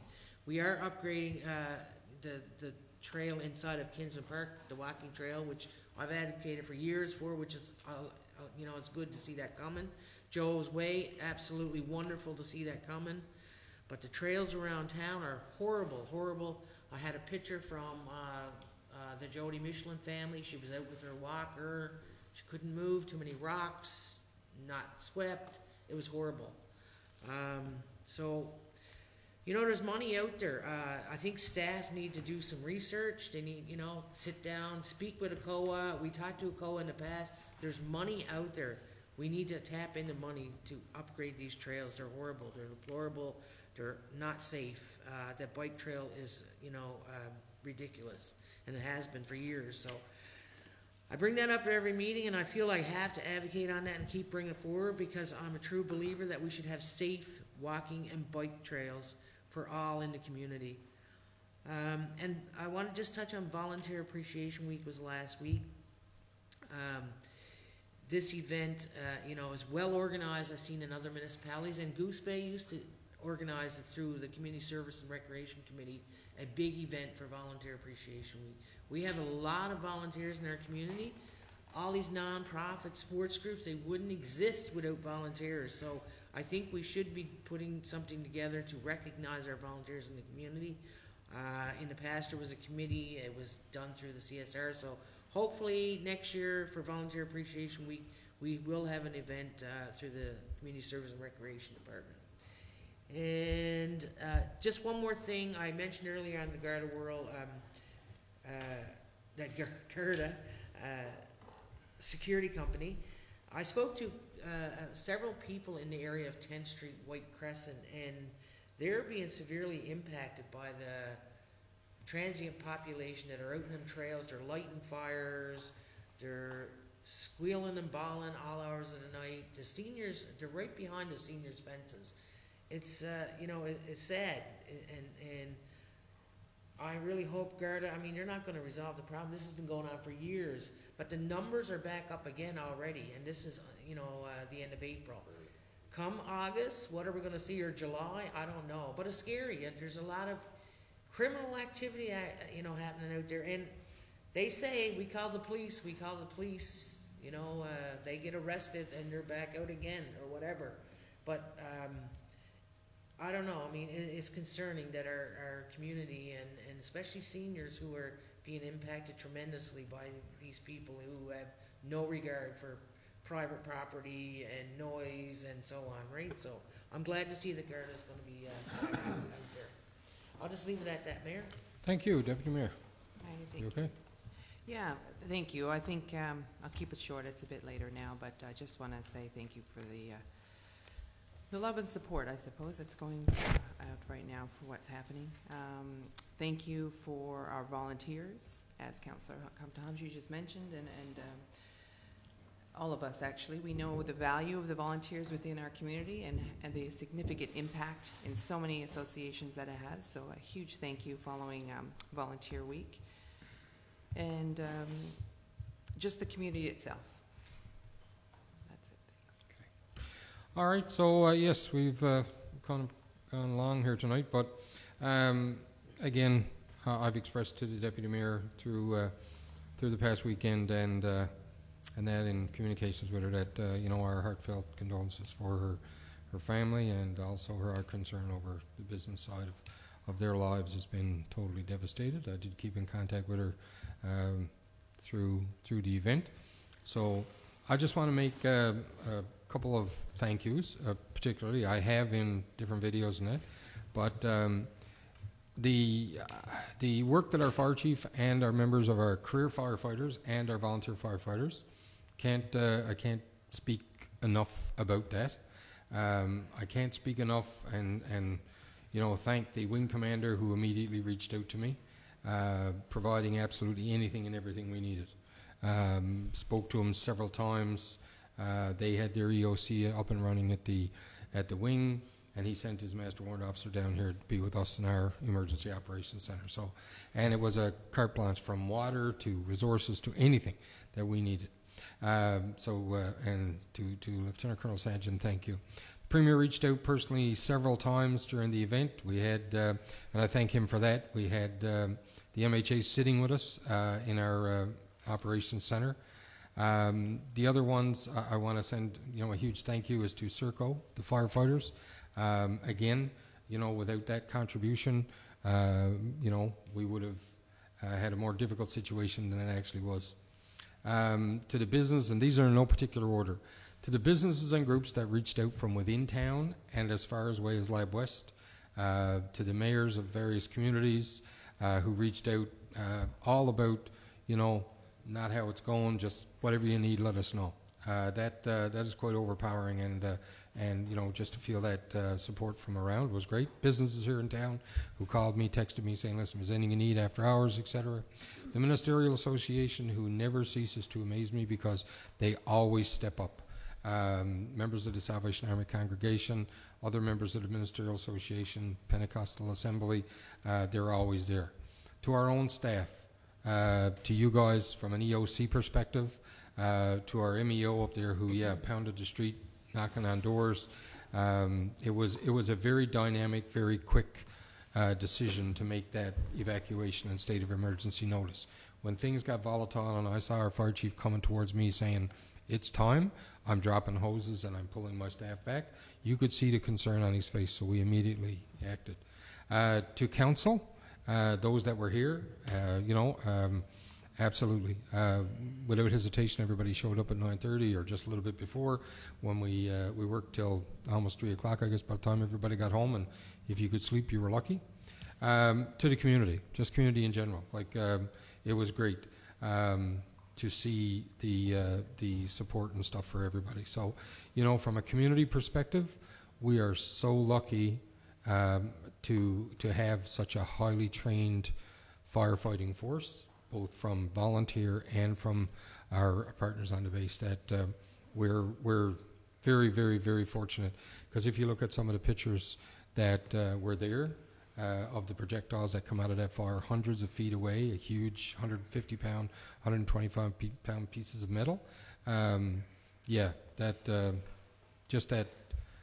sure there's nobody goes at the volunteer firefighter business or the career firefighter business for just the income tax benefits and that kinds of stuff. These guys, I watched them personally. I was up there all night, and I was up there again Saturday morning first thing, just to see what they went through, how wet, how cold, and the amount of heat. The amount of heat that when those guys come back to the incident command, it was absolutely crazy. So from that, absolutely wonderful. I do want to say remiss as well. We've passed condolences on to the Deputy Mayor. I'll pass condolences on to Councillor Compton Hobbs because we found out this evening you lost your grandmother. So our council, council brings condolences on behalf of that. With that, spring is coming. Not today, but spring is coming. So hopefully we're supposed to have some maybe flurries on Thursday or some snow, but it is coming. So remain half full. Do you have anything to bring? Oh, you do? Whoa. The floor is yours. I'd just like to say, in reference to the night of the fire, the fire chief was contacted by a supplier of goods to the fire department to offer anything that they could do. I'm not quite sure where they're based, but outside of here.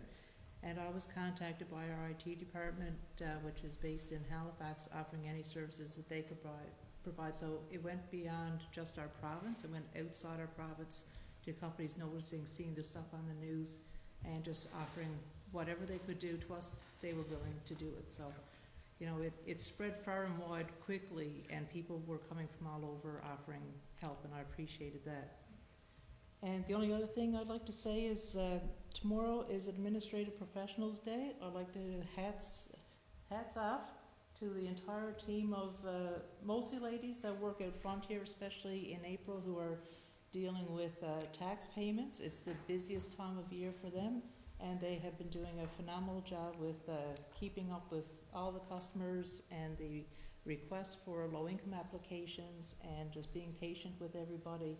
And appreciate all of you. Kelsey, please let your staff know. I hope your boss is buying you lunch. There's something coming. Oh, here we go. Yeah. And our executive assistant. Yeah. Mr. Absolutely. Yeah, Mr. Phenomenal Dillon, every day. anything from you? Not much, Your Honor. Your mayor. Your worship, your worship. You're not on stage. I've been promoted. Lots of issues coming up. We have lots of issues coming up. But no, I'd like to, I guess everything's been said, and I'd like to second everything that's been said by the previous councillors and Nadine about the volunteer firefighters and our chief and all the first responders, including Barry and so on. I think it was, it was a time when I think when the true spirit of the community and of our volunteers came out, and I'd like to honor that and thank him for that.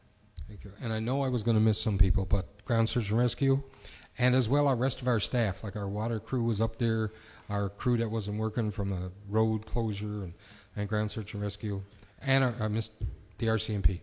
So I knew I was going to, if I started listening, I was going to miss someone. But please, anybody who had any part in that event on Friday evening through Saturday, thank you. That's it. We're good to go. I'll entertain a motion to adjourn. Motion to adjourn. And seconded by, made by Councillor Compton House, seconded by Councillor Rumble. All those in favor indicate with aye. Aye. Most meetings adjourned.